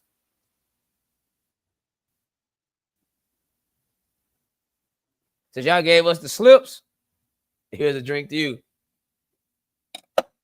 Very nice. Welcome on y'all. It's all money. What? Facts. It's always gonna be about the money. It's always about the money. It's a business. But what you mean by that, G? It's always about the money. It's never not about the money. Now, I know this is a little insight into the future, but I just want your thoughts on it and see what you. Oh, it's about what CM Punk is all about. Oh, facts. Oh, what he told you at the beginning, bro. Told you that. He said, "I ain't here to make friends. I'm here to make money." Yep. I'm here to make the money. Nah, hey, can't get mad at that. Cuz told you, like, it's first and second promo. It's all about the money. But looking ahead to Clash, looking ahead to Perth. It's no Perth. Yeah, no, WrestlePalooza. WrestlePalooza's first, then Perth. Got you. Looking forward to WrestlePalooza. And obviously they announced the EO versus Stephanie match. La primera, no bullshit. Yeah. Now that they announced that for the women's world title, who you got going over? And why? Who do y'all got and why? I got EO going over, and the only reason I got EO going over is so she can lose it to Rhea in Perth. By way of Asuka? By way of Asuka. And then eventually, Stephanie can take it from Rhea. Eventually. At WrestleMania. I'm going to tell you right now, Naomi. What happened with Naomi messed a lot of shit up. I don't believe that Stephanie was beating Naomi for that title, but it still messed some shit up. Nah, it did. And it did. All respect to Trinity. Congratulations. Yeah. But it did mess a lot of things up in the business with that happening, just like a lot of shit got messed up with Liv getting hurt. Right. So, life happens. Now it does. And it become the big deal it's supposed to be. How does that happen? It can't happen. It wouldn't make any sense. And you don't want her first world championship of any major variety to become less than. So yeah, EO should definitely go over here. And I've said it since our second episode. The Kabuki Warriors will eventually turn on EO. It's coming. And you see it playing out before our very eyes. Yeah, it's coming. It's been like more and more. Asuka's getting more and more aggressive every week. Like she's she's like spazzing. She's crashing on EO. Like when she's like, And "Look, by the I'm sorry about last week," and she paused for a second, looked the other way. She goes, "Oh, it's okay." It was just yeah. and, and by the way, I do notice that I skipped the women's tag match with Raquel and Judgment Day versus the Kabuki Warriors because it was trash. It was. It was trash. It was It terrible. was absolute It was trash. this. It's literally nothing to talk about there. Nothing to talk about. Have no feel. Yeah, I'm not gonna lie. Your Japanese accent was pretty funny. What she gonna say? What she said? Oh, it's okay. Her face, like the face paint, like everything about Asuka, her face, the paint and everything just kind of brings her character to life, and it's awesome. Yes, it literally screams heel.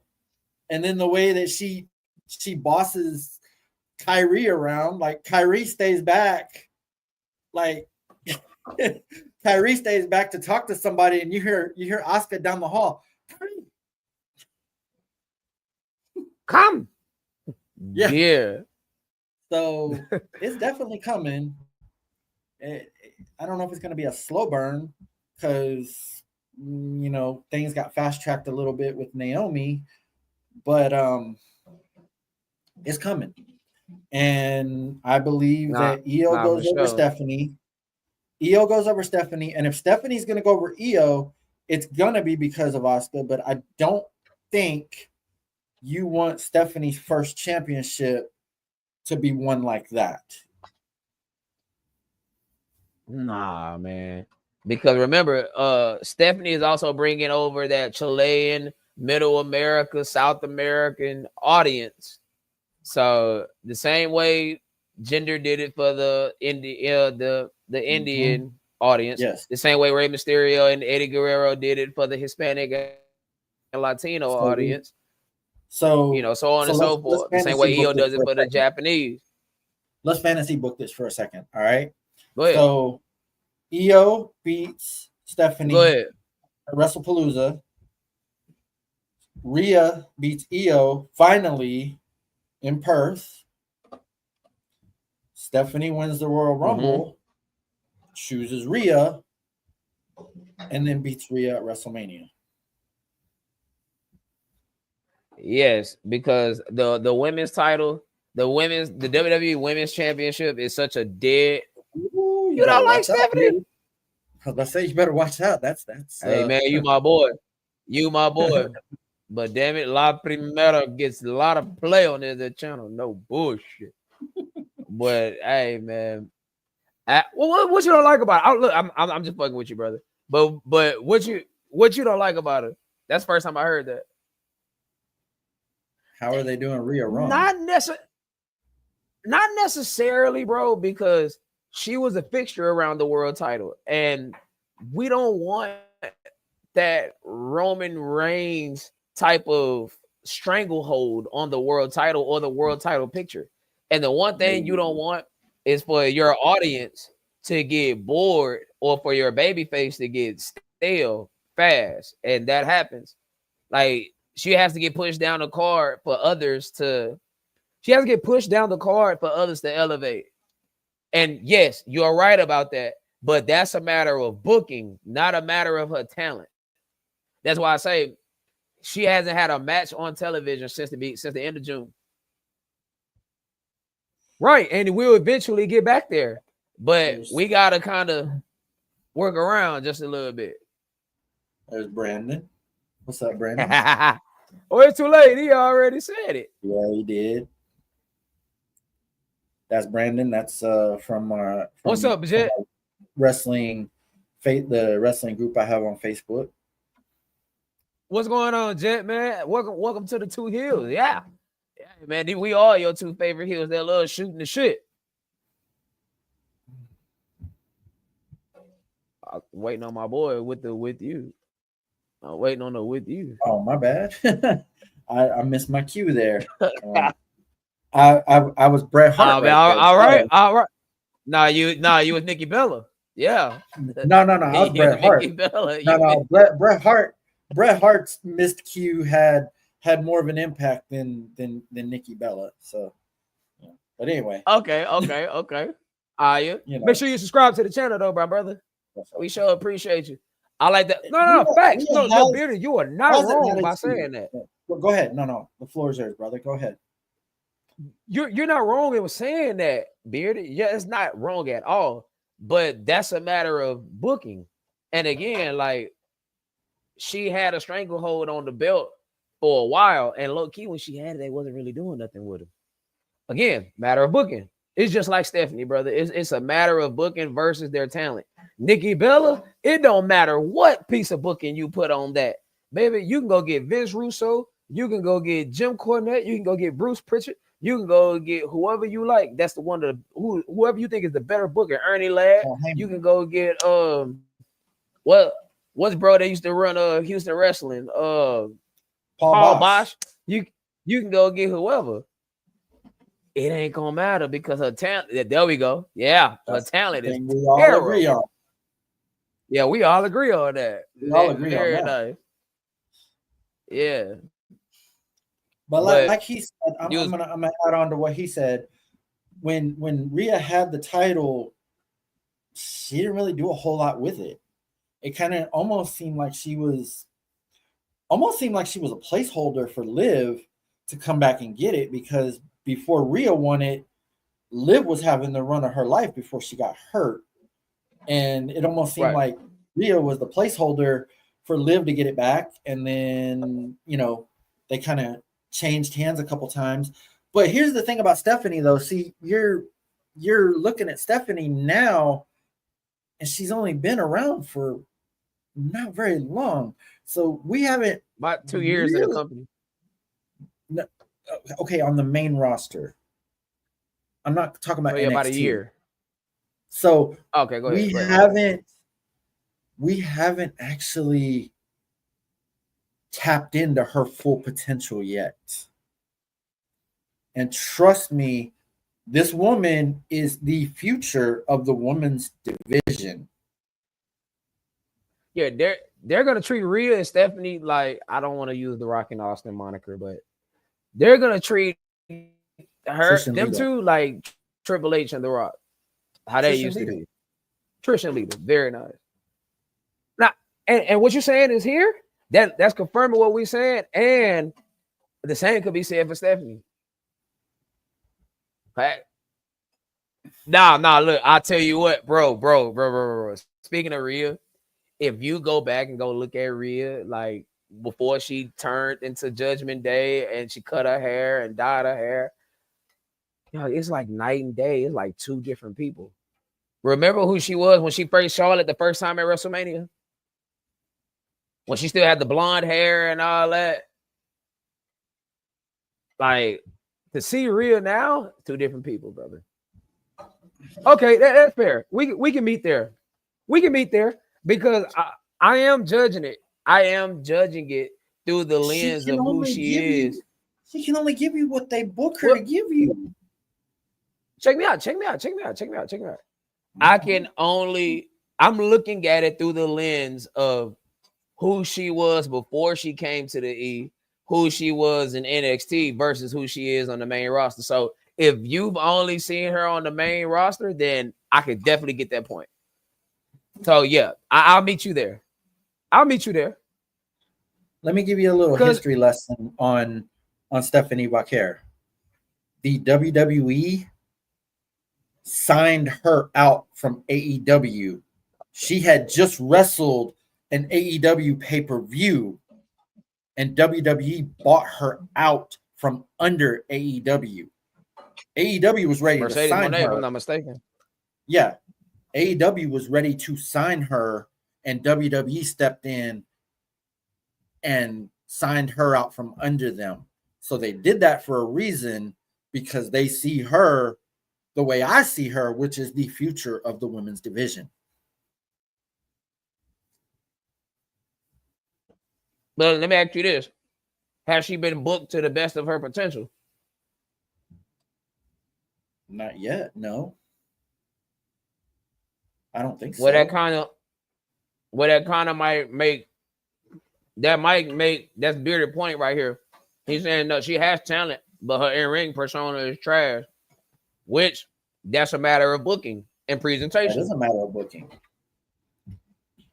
You could So book her. You could book her. You could strap the rocket to her, but you know, wait, what's he talking about? when we was talking about Rhea was on her way, she got injured the night after WrestleMania, if I'm not mistaken. Yeah. What about old girl Becky beefing with? You talking about AJ Lee or Nikki Bella? No, Lyra. Oh hell! Oh hell! Lyra is so boring on that microphone, but she is. I ain't gonna lie, she's good in the ring. She's In the great in the ring, she can ring. go. She She can needs to go. take them lessons like Roman Reigns did when he turned heel. Okay. I think I know where you're going with this. Lyra, Stephanie, they got the same thing going on. Meaning they have awesome talent, bro. They have an amazing talent, right? It's just their presentation and their persona is terrible.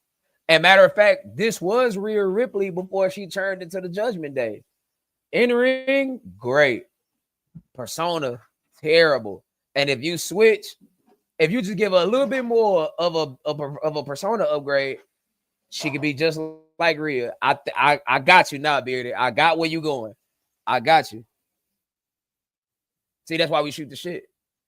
That's why we shoot the shit, man. That's exactly why we shoot the shit. See, that's my Chicago brother right there, man. Real talk. Make no mistake about it. Stephanie might be boring or not boring per se, but she will be the future of this women's division. And you can mark my words on that. No, facts. I don't think nobody is going to dispute you with that. What's up with the black chicks? Wait, you talk about Jade and Bianca? Bianca's injured right now. Yeah, Bianca. Yeah. You talking about Bianca Belair? She's injured right now. I think she got like two or three broken bones in her fingers. Yeah. She been out since WrestleMania. And Jade, where's you talking about Jade? Been? That's a great question. Where the hell's she been? Well, you gotta have Jade wrestling less as possible, because the more she wrestles, the more she's gonna be exposed. And remember, they're done doing house shows now. The things that they used to do back then, that where you can go practice your actual craft in front of a real crowd, they don't do it no more. Or yeah, they do it less now, and they're trying to phase. They said next year they're phasing down even more house shows. So yeah, you got to start having Jade wrestle less and less as possible. I don't know if they're playing her. You got to tell me what you mean by playing her, brother. Because that could be taken so many different ways. Yeah. Like, this is the best. I honestly, okay, let me put it like this. This is the best that Jade is gonna get for right now, because when she was in AEW, they didn't really train her. They didn't really give her in-depth training. And then the way the AEW wrestle and the WWE style is two different styles. And that's been shown on many occasions. Like a lot of people that was great in other places, they was not great under the WWE umbrella. Rather that be through their own volition or booking. But with Jade, that's gonna be her own volition. Bianca is on her own. Yeah, facts. Who needs to turn heel, by the way? I'm gonna tell you. See, I don't want to seem like I'm going against you on everything, but brother, having Jade as the champion would probably been one of the worst things they could have ever did, because just like I was explaining earlier about who we was talking about. I forgot who we was just talking about. Oh, LA Knight. When I was talking about LA Knight, but like, bro, after you win the belt, when you put the belt on somebody, you got to think of two things. You got to think about their next challenger, and you got to think about who's going to eventually beat them for the belt. And Jade wouldn't have had enough challenge. Matter of fact, look at Tiffany Stratton right now. And Tiffany Stratton is better than Jade right now. She is. And bro, they don't have nothing for that title on SmackDown. There's no viable contenders. The title is just really useless. We here, man. I like. They are the top dog, brother. Go to the next comment. I'm going backwards just a little bit. Okay. Very nice. I like certain aspects about AEW. I mean, AEW's got some things, I guess. Yeah, some things. Not everything, but some things. Only because they booked them like that. I guarantee you. If you go look at him when he was Eli Drake in TNA, great. Even when he was a heel, bro, they gave this man the maximum male models. I rest my case. They gave him that. What was his name? Max Dupree? I like heel Jade better. I do too. I do like the AEW version of Jade. That tapped more into her persona. I think that Jade has that Logan Paul thing going on right now. Remember when Logan Paul first came in and he was a face? And he was like terribly miscast? Since Jade has been there, what has she been? A face. Not too many heels, not too many good, credible heels to actually run up against.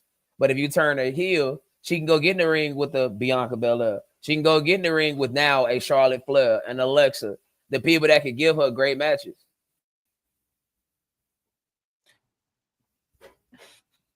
Depends on one perspective. No, that's actually a good statement because, bro, creatively they are bankrupt. It wasn't until they just started this storyline bringing AJ Lee back. Let's not act like they just been putting out great television. They have not. They haven't been putting matter out of fact, how many days television. a week came on? They've been putting out. So that's a pretty. Their PLEs have been accurate statement. Pretty on point, but their television shows have kind of been a lot to be desired Since WrestleMania. Yeah. Like SummerSlam was actually a slightly decent show. Slightly decent. I mean, slightly good. Would you say great? No. TNA was the shit at different points. Most certainly. At different points it was. Welcome back. Let me just we still here. Jade Cargill is champion right now. That's not going to work for me, brother. It ain't going to work for her. It ain't going to work. We will not get right there now. Not right now. We'll get there eventually. And what we should have. Go ahead. As a baby face, hell no. As a heel, yes. Yes, bro. As a heel, Jay can make it happen. This boy's saying some crazy shit now. I'd rather Charlotte be champ. Well, Charlotte has more credibility than Jay does, for sure. But Charlotte already been like 14-time champion. Like 14. See, here's the thing about Jade, though. See, when Bianca comes back, you need to book Bianca as the heel, as the mastermind behind the attack on Jade. So you can't have Jade be a heel in that situation. Or, I mean, hell, if Bianca's the mastermind, she has to be the heel, right? I just think that right now in Jade's current form, if you don't have valuable enough people in the ring, whether to get her by match to match, it's not gonna look that good. Matter of fact, didn't her and Nia Jax have a match about a month or two ago? And it wasn't really all that good. I mean, anything with Nia Jax ain't gonna be that great. That story is dying. Yes, the more and more that the time separates, it'll definitely be a It's not distant. it's not dead. It's not dead yet, but if you don't do something with it soon, Yes. it will be. If we don't hear anything by what's the pay-per-view after Perth? Perth is in Survivor October, Series. so that'll be a Survivor Survivor Series. Series. If Yes. we don't hear nothing about Survivor Series, that story is dead. Like, Mhm. are you gonna care? Because Naomi is off television at least for the next year and a half, minimum. Next Minimum. year and a half, and by the time she come back, about 2 years would have passed. And I know Triple H, Papa H, like to give us those Long-term long-term booking. stories. But that might be a story that be super dead. See, the Seth Rollins CM Punk, that's a story you can get into. The CM Punk, I mean not CM Punk, the Roman Reigns, Seth Rollins, that story you can get into because that ties back all the way to the Shield days and so on and so forth. How you back from all that camaraderie between that? Hey, bro, that was some good shit at the Elimination Chamber, bro. And That really was. they could have did something with it, but then Bianca got hurt. Bianca got hurt, Liv got hurt, so they had to move Naomi to Raw. And it be like that. Sometimes all storylines don't have an ending to them, unfortunately. Still waiting to see who blew up Vince McMahon in that limo. At this point,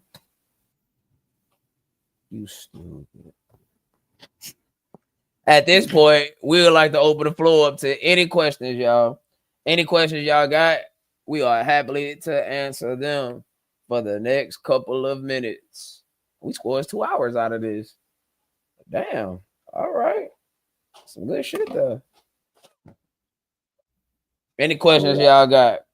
Thought we were actually gonna go the distance tonight. The whole 3? I thought we were. I mean, that was really it. I mean, what did it is because Raw wasn't really much to talk about besides the certain angles.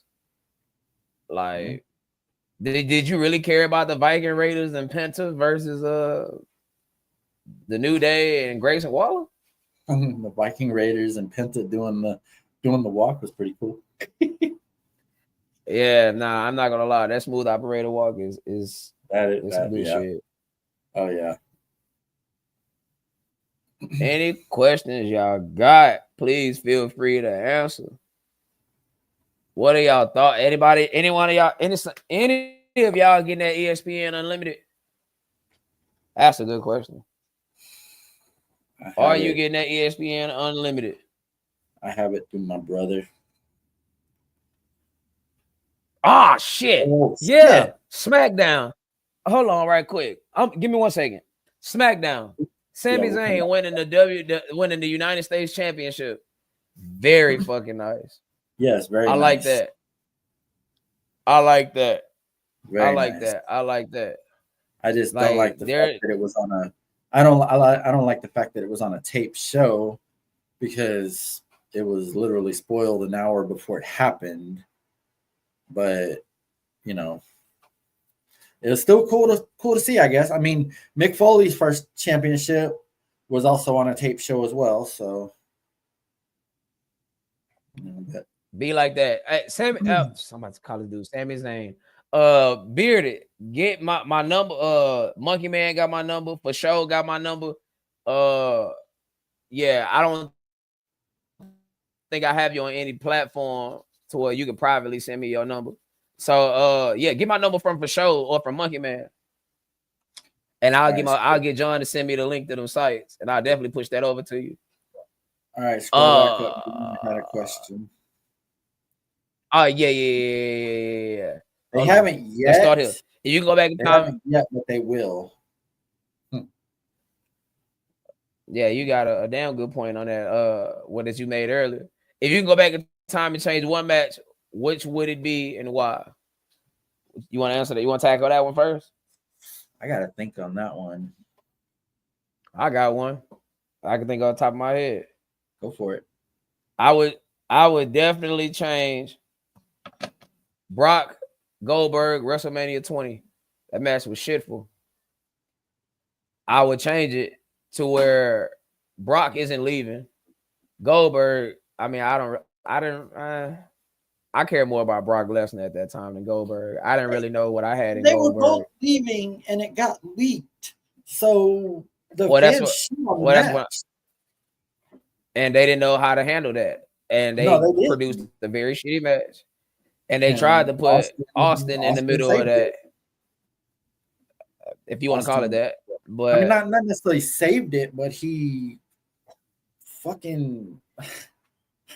whenever they add Austin to matches like that, that's basically them telling you that this match ain't generating no buzz. We don't see this match generating no buzz, so we got to throw Austin in there to make it something. Hit a stunner, everybody go home happy. Now, I would change that because Brock Lesnar was a big deal around that time. It was only a month prior Eddie beat him for the WWE Championship. Now, I'm not saying that Brock had to remain the champion or win the championship back, but imagine the matches we could have got Cena and Brock earlier than what we got in 2012. I know they had a match at Backlash 03, but Cena was a mid-card guy at that time. We talking about Cena at the top of the mountain versus Brock Lesnar when he's at the top of the mountain, like we did in 2012, but not the MMA Brock Lesnar. We talking about Brock Lesnar when he used to bump, do clotheslines, used to do headlock takeovers, some real technical shit. But what you got on that?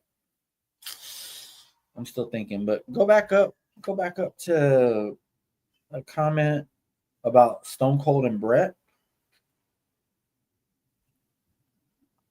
I don't see that one.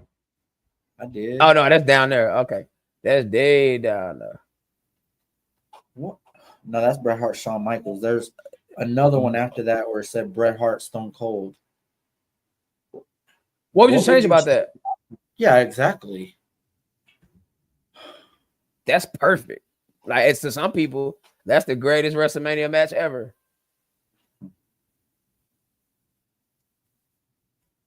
Yeah, you can. It's your choice. It's what you want to pick. How would you? Well, why would you change it? She put a 2-part on there. She said, "Why would you change it?" Now everybody always wanted to see Goldberg versus Brock because of the similarities, but they fucked up by it. Yeah, I mean, I'm trying to think. It depends on what you. Old school match. I'm trying to think of an old school match that I would like to change because I don't know if there's much I would change.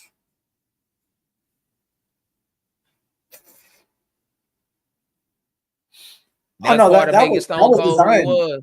That was designed to go over like that. That's what made Austin who he was. Because if you tap him out, you kill his character. You kill everything about him before he even start. That's Bret Hart way of making Austin into the guy. Well, that started his trajectory or helped propel him into being the guy. King of the Ring 96 is what started his trajectory. I mean, I can't be mad if you don't like that. I mean, everybody don't like it. Everybody don't like it. But what you got? You got to answer the question too, brother. Fair. I'm not gonna push back on that. I understand the reasoning for WrestleMania 6. I understand why it happened. Are you talking about Warrior and Hogan? Yes. I probably would not have had Warrior go over Hogan. Because, like, Warrior got the title and then did nothing with it. I mean, at least Hogan holding on to it, I mean, it had some kind of credibility to it. I mean, I understand why, because Hogan agreed that, you know, Warrior was the next thing, but going back and looking at it, obviously, I mean, we have now that we can go back and look at it and be like, oh my God, this was a fucking mistake. Mm-hmm. I don't think I would have had Hogan lose to Warrior. But then what do you do with Hogan after that? That's the main question, because Warrior eventually lost it to Slaughter, who Hogan eventually beat to get it back. So I mean, you know, yes, Trump versus Vince McMahon, hair versus hair. Yes. Bobby Lashley, Umaga as the surrogates, WrestleMania 23. Nah, hey, that's funny because that's a dead-on description of the Warrior. Oh man, Andre used to punch him in his balls on purpose. He used to fucking clothesline him hard on purpose because Warrior was just working too damn stiff. Like there are videos of fucking Warrior jumping over Andre and Andre just bam, right in his fucking nuts. If Andre don't like you, I'm gonna fuck you up. Oh, Andre don't like you, you're kind of fucked. But, well, I mean, Hogan finally lost at Saturday Night's Main Event after a 4-year run, just like Roman Reigns had, and then got it back from Macho a year later, and then he lost it to Warrior. So, I mean, lost it to Warrior. The Warrior lost it to Slaughter, who lost it back to Hogan. So I mean, eventually, the one common denominator in this is Hogan, but I don't feel that Warrior should have went over Hogan. This is one of only a few times where Hogan actually let somebody beat him clean. And the crazy part about it is, most of the guys that Hogan let beat clean, they sucked. Goldberg, Warrior. So, I mean, you know. In 1991, and I know this is 2 years before my time, but in 1991, if you don't have Warrior go over Hogan, you probably would have had Slaughter go over Hogan. Which you would have took. I would have been okay with that. I would have been okay saying with that. Now that you know what happened down the line, of course, anybody looking back on it will say, yeah, moving to off of Hogan to Warrior is a shitful idea, but put yourself back into 1991. First off, it was a bad idea to have a face against a face. Well, that's what made it a good idea, because it's never happened. Just like when Triple H went over at WrestleMania 2000, that's the first time a heel ended the show with the championship. Right. I mean, we can't always have we are literally criticizing Raw week after week after week for having the same ending over and over and over. So eventually, doing the same type of finish at WrestleMania over and over and over and over and over, it loses luster after a while. And at that point, I mean, WWE booked them. That's good. I guess you could say WWE booked themselves into a corner, because Warrior, like D is saying, was over like a motherfucker in 1991. Unfortunately, him and Hogan was on a collision course, just like Rock and Austin. When Austin was over, The Rock got over. So naturally, that's gonna put them on a collision course, and that's just what it is. Now, granted, again, in 2025, hell, you can say as early as 1992. you could have figured out that moving off the Hogan to Warrior was a bad idea. But I'm saying for what Warrior was at the time, for what he was, that might have been the best move at the moment. Not long-term move, because you see they got off of that. It's crazy to look back at it to say that Warrior had a longer run than Jey Uso, but that's just what it is. Wow. I guess I also would change the ending of WrestleMania 9. I wouldn't have had Yoko go over Brett. I would have had Brett go over Yoko. That way we didn't get Hogan. Hogan must pose. Hogan must pose. Because that's what we got. That's what we got. No, Hollywood Hogan was absolutely the best version of Hogan ever. And I mean, I'll put that up against the early Real American days where he was over like I'll put that up over like Rover, baby. But Hollywood Hogan, that resurrected his career. I will put Hollywood Hogan up against Mr. McMahon, Roddy Piper, King Macho Savage, Ric Flair, Rick Rude, Triple H in his heel heydays. I'm not gonna lie to you. Hulk Hogan as a heel was originally before he came into WWF. Yes, he was a heel.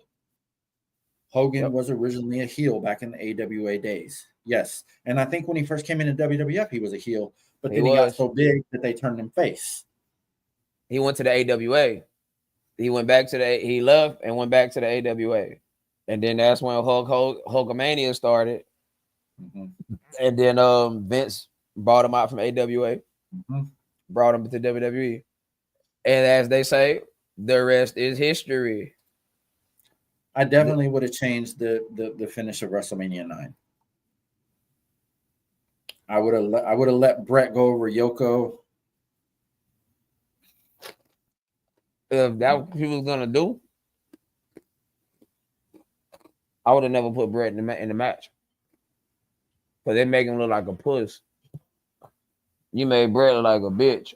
Oh, so you mean to tell me? So you mean to tell me it took Hulk Hogan all of 9 seconds to do it? What it took Bret Hart 9 minutes? Come on, y'all. As I like to say, make sense. Well, my boy Conrad says, Bruce, who booked this shit? Yeah, like, yeah, I would have. That was such a shit ending to WrestleMania 9, and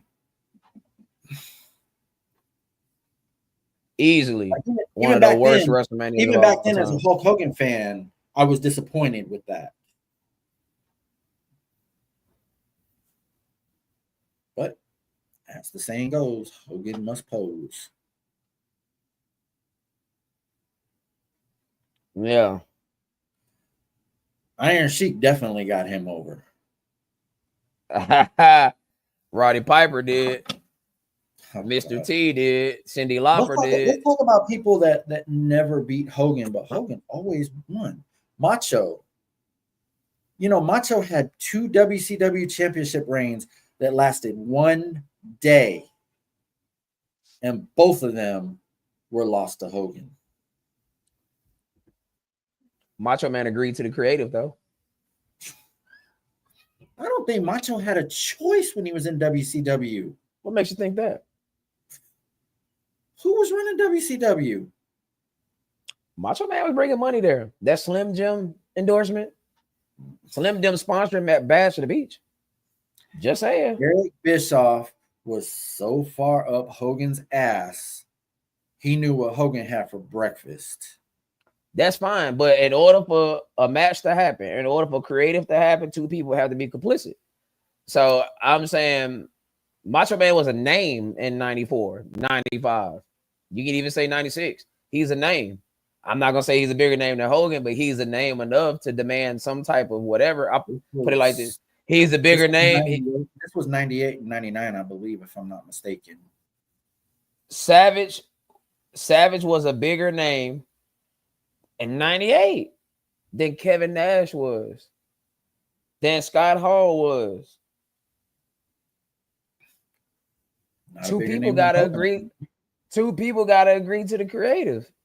That's all I'm saying. And plus, at that, like, I don't think it was okay. To Savage, I believe he already figured that his career is what it is by that point. If we're talking about 1998, like it wasn't really no, no upward push that he could make type of thing. And plus, by that time, he was all beat the fuck up. Not So even what? one win over Hogan his entire career. Some people just care about being in the ring with him. To a lot of people, the wins and losses don't matter. It don't matter more to them than it does to us. You heard what Scott Hall said. He said, "Man, 400 grand a night, you could beat me in the middle of the ring every No, night." I agree. I agree with that. But like, it's crazy because okay, let's run through the timeline here. Okay, Sting beat Hogan. The belt got held Mhm. up. Sting beat Hogan again. Macho beat Sting, and then Hogan takes it back the next night. That's Hogan getting the belt back without beating Sting. Like It's it was a 1 day title reign.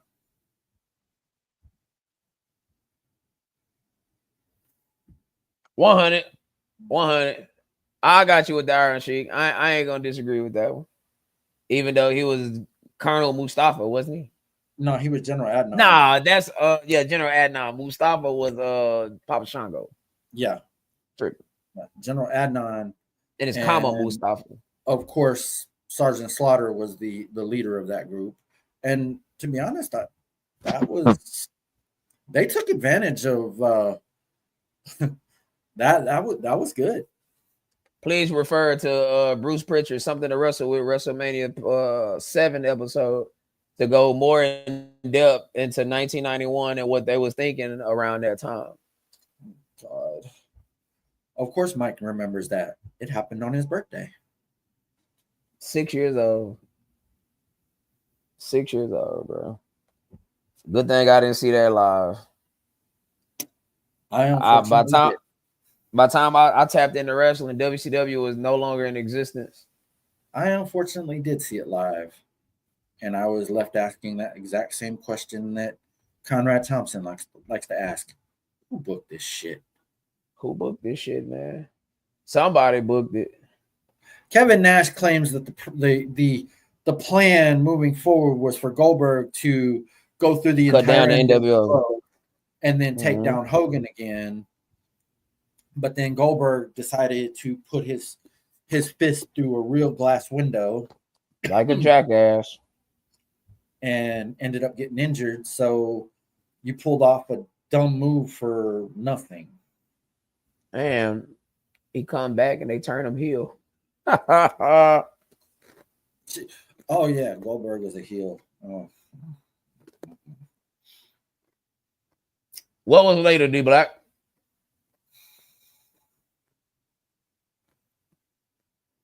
Damn, Bree, your one question just cycled into all of this. We're rebooking the whole territory. Hell yeah. That's how I go though. I mean, since he brought it up, I don't think I would have did the finger poke of doom. I wouldn't have beat Goldberg at Starrcade '98 either. Oh yes, I wouldn't have done that either. I for sure wouldn't have done that. No, Goldberg as a heel was definitely not Right. fucking believable. Right. That was Vince Russo doing Shock TV for the sake of Shock TV. And it sucked. They went over like a fart in church. Absolutely. Make sure y'all keep getting me some of these checks mixed. Very nice. Cheap plug for the check mix. But no, like Goldberg, man. That's another one I don't know if I would have looking back on it. I don't know if I would have let him beat Hogan. Nah, But of course I would have beat of Hogan. course that's looking back on it. I would have Like beat of Hogan. course, that's of course that's looking back on it. like we didn't know what we had with Goldberg when he did beat Hogan because he was the hottest damn thing going. So check out that next comment. I got you. And if you want to see me with more of these, make sure you donate to your boys at all here on Cash App, at MoneySline, STSJW, and on PayPal, john.wiley316@gmail.com. Any and all contributions. I know I just said contributions. Shout out my boy Levi. Any and all contributions and or donations would be appreciated. Thank you. No, Goldberg more than likely should have beat Hogan. I'm just saying, looking back on it, I probably, if I had the book at the time, I probably wouldn't have done it. I got you. But that's looking back on it. That's looking back on it because, obviously we didn't know what we had with Goldberg. So I'm good with that. I'm good with that, bro. Like, I don't know if I would have ended his undefeated streak like it happened. This is just me, and call it what you want. If you had anybody that was gonna beat Goldberg, it should have been DDP at Halloween Havoc 1998, which is one of the best ever. Now, yes, that is that fucking pay-per-view that they forgot to tell AOL or Time Warner or whoever that they was gonna go over, and they ended up cutting the feed before the main event, and they had to reimburse over $1 million. Oh yeah, which was fucking insane. They had to show the replay on Nitro the next night. But DDP, you would have had your homegrown star beaten by another homegrown star, and you would have made DDP, like, you would have pushed DDP over the top. But since you beat DDP, Kevin Nash, just for him to drop the belt to Hogan in the matter of a month, that's crazy. Go ahead and go to the next comment after my wife laughing her ass off. Okay. Do you hear those? Yes. Facts. It was in Atlanta. So yes, they probably would have. I agree. Just like the finger poke of doom happened in Atlanta as well. So, I mean, no, they went crazy. They went crazy when he beat Hogan. But the thing is, after he was champion, he didn't do nothing. Like he didn't bring any kind of prestige to that title. So looking back on it, I would probably not have booked Goldberg to go over Hogan. But in hindsight, in foresight, it was probably a damn good idea. But like when you have somebody take the title like that, somebody that you don't really know, you don't know what you have. All you know is that you had a guy that was coming in and beating people in 30 seconds. That's all you knew, and that the fans were going crazy for him because he looked like Stone Cold Steve Austin. Man, that was WCW's version of Stone Cold Steve Austin.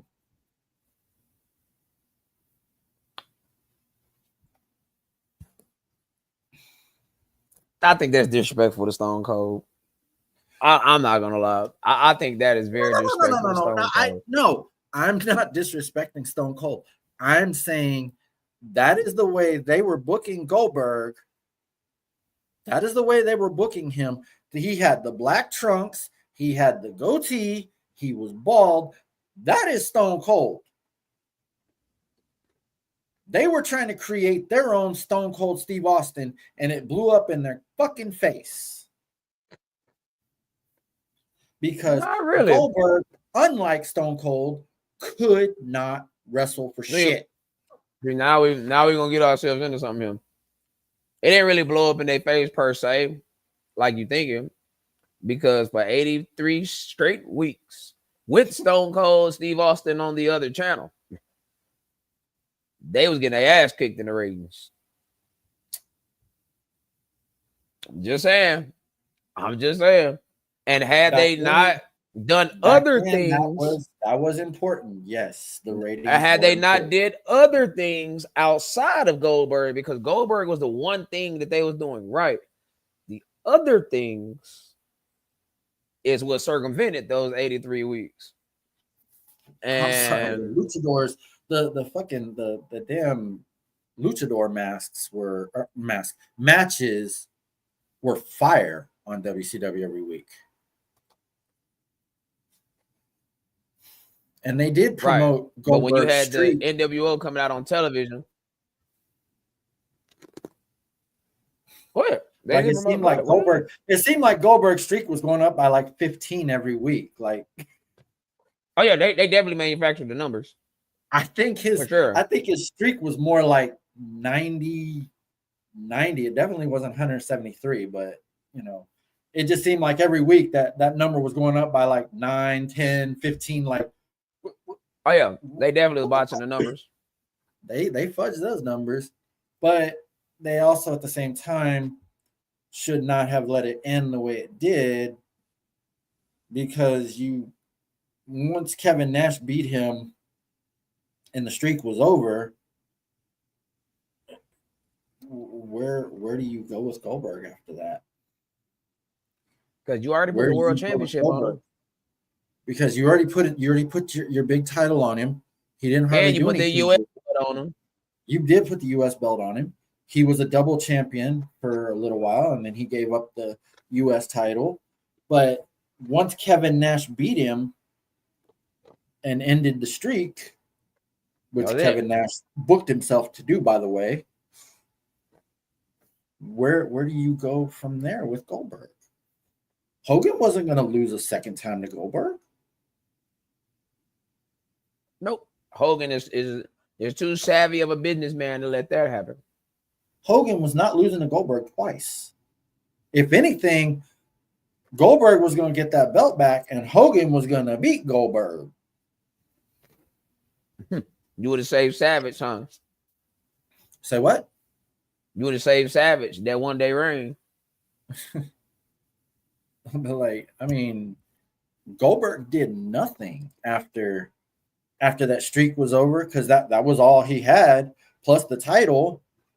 Like, you took them both away in one night, and then Goldberg did nothing after that. Oh. And 1999 was filled of the NWO either falling apart, coming together, or everything else that would have been beneath Goldberg. Or Goldberg ending a certain Hall of Famer's career, which we won't get into. Because you're going to hear Bret Hart crying. No, I'm not. I'm not saying. No, I'm not. It really is time that we get over that. It really is. He definitely was a shot wrestler. Definitely a shit for one. Oh, I'm pretty sure he meant to say shit, but you know, shot works too. All right, y'all. Any other questions? Or, because I mean, my wife asked the question, and we kind of went down this rabbit hole. Nah, facts. We definitely went down a rabbit hole. Let me ask you this: I'm listening. Sting and Flair, Clash of Champions, the time limit draw. You know what I'm talking about, right? I don't like time limit draws. Okay, I understand that. What? Okay, Sting eventually beat Flair later on at the Great American Bash. Okay. Would you have had Sting win that match? Or was that their very first? Was that their very first meeting with each other? It was, and it went an hour. No, I wouldn't have Sting win that match. It went an hour with a time limit draw. Nah, I would have had Ric Flair beat Sting. Maybe not clean. It would have been clean, but I would have had Flair beat Sting first. If I know I'm getting more than one. What's up? Sting had Flair in the Scorpion Deathlock as time ran out, and Flair was tapping. But the time ran out. The time ran out, which I'm pretty sure it was done by design. I don't know. I think I might have had Sting go over right there. Not on the Clash of Champions. When did he eventually win the belt? Wasn't it The on Great the American Starcade? Bash. The Great The American Great Bash, a American bigger paper, Bash. a It's like bigger pay per view, maybe pay per view, 4 months later. I think it an was. actual pay per view versus the Clash, which was on TBS, if I'm not mistaken. It was. Brought an audience on pay per view, and you make the people pay for it. The Clash of Champions was similar to Saturday Night's main event. It was right. a free Think show. About what you're saying. Think about what every you're saying. Think about what you're saying. Sting's very first title win. We're gonna put it on Saturday Night main event. Well, I mean, they put Goldberg and Hogan on free TV. Well, that was when the ratings really mattered. They wasn't in no ratings war in the 90s. They was trying to sell tickets, and they sold tickets at the Great American Bash. They did. I mean, it's not Starcade. It's not Starcade '97, but it was enough. That right there, that killed 18 months in one night. You killed 18 months of buildup in one night. I'm just gonna sit here and eat my Chex Mix. You killed 18 months of buildup in one night.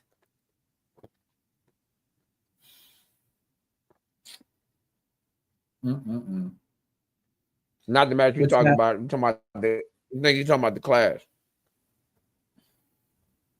I mean, you don't beat Flair. You didn't beat Sting per se. You just didn't put the belt on him, which is a good finish. If you're not gonna beat Flair, okay, I can beat you right here. If you're not gonna beat Flair clean, then yes, you do it by way of a time limit draw, because you don't want no DQ. That's worse than a time limit draw. I hate that. Championship matches ending in DQs, especially after an hour. Right. Sounds just like that. Sounds like another match done it.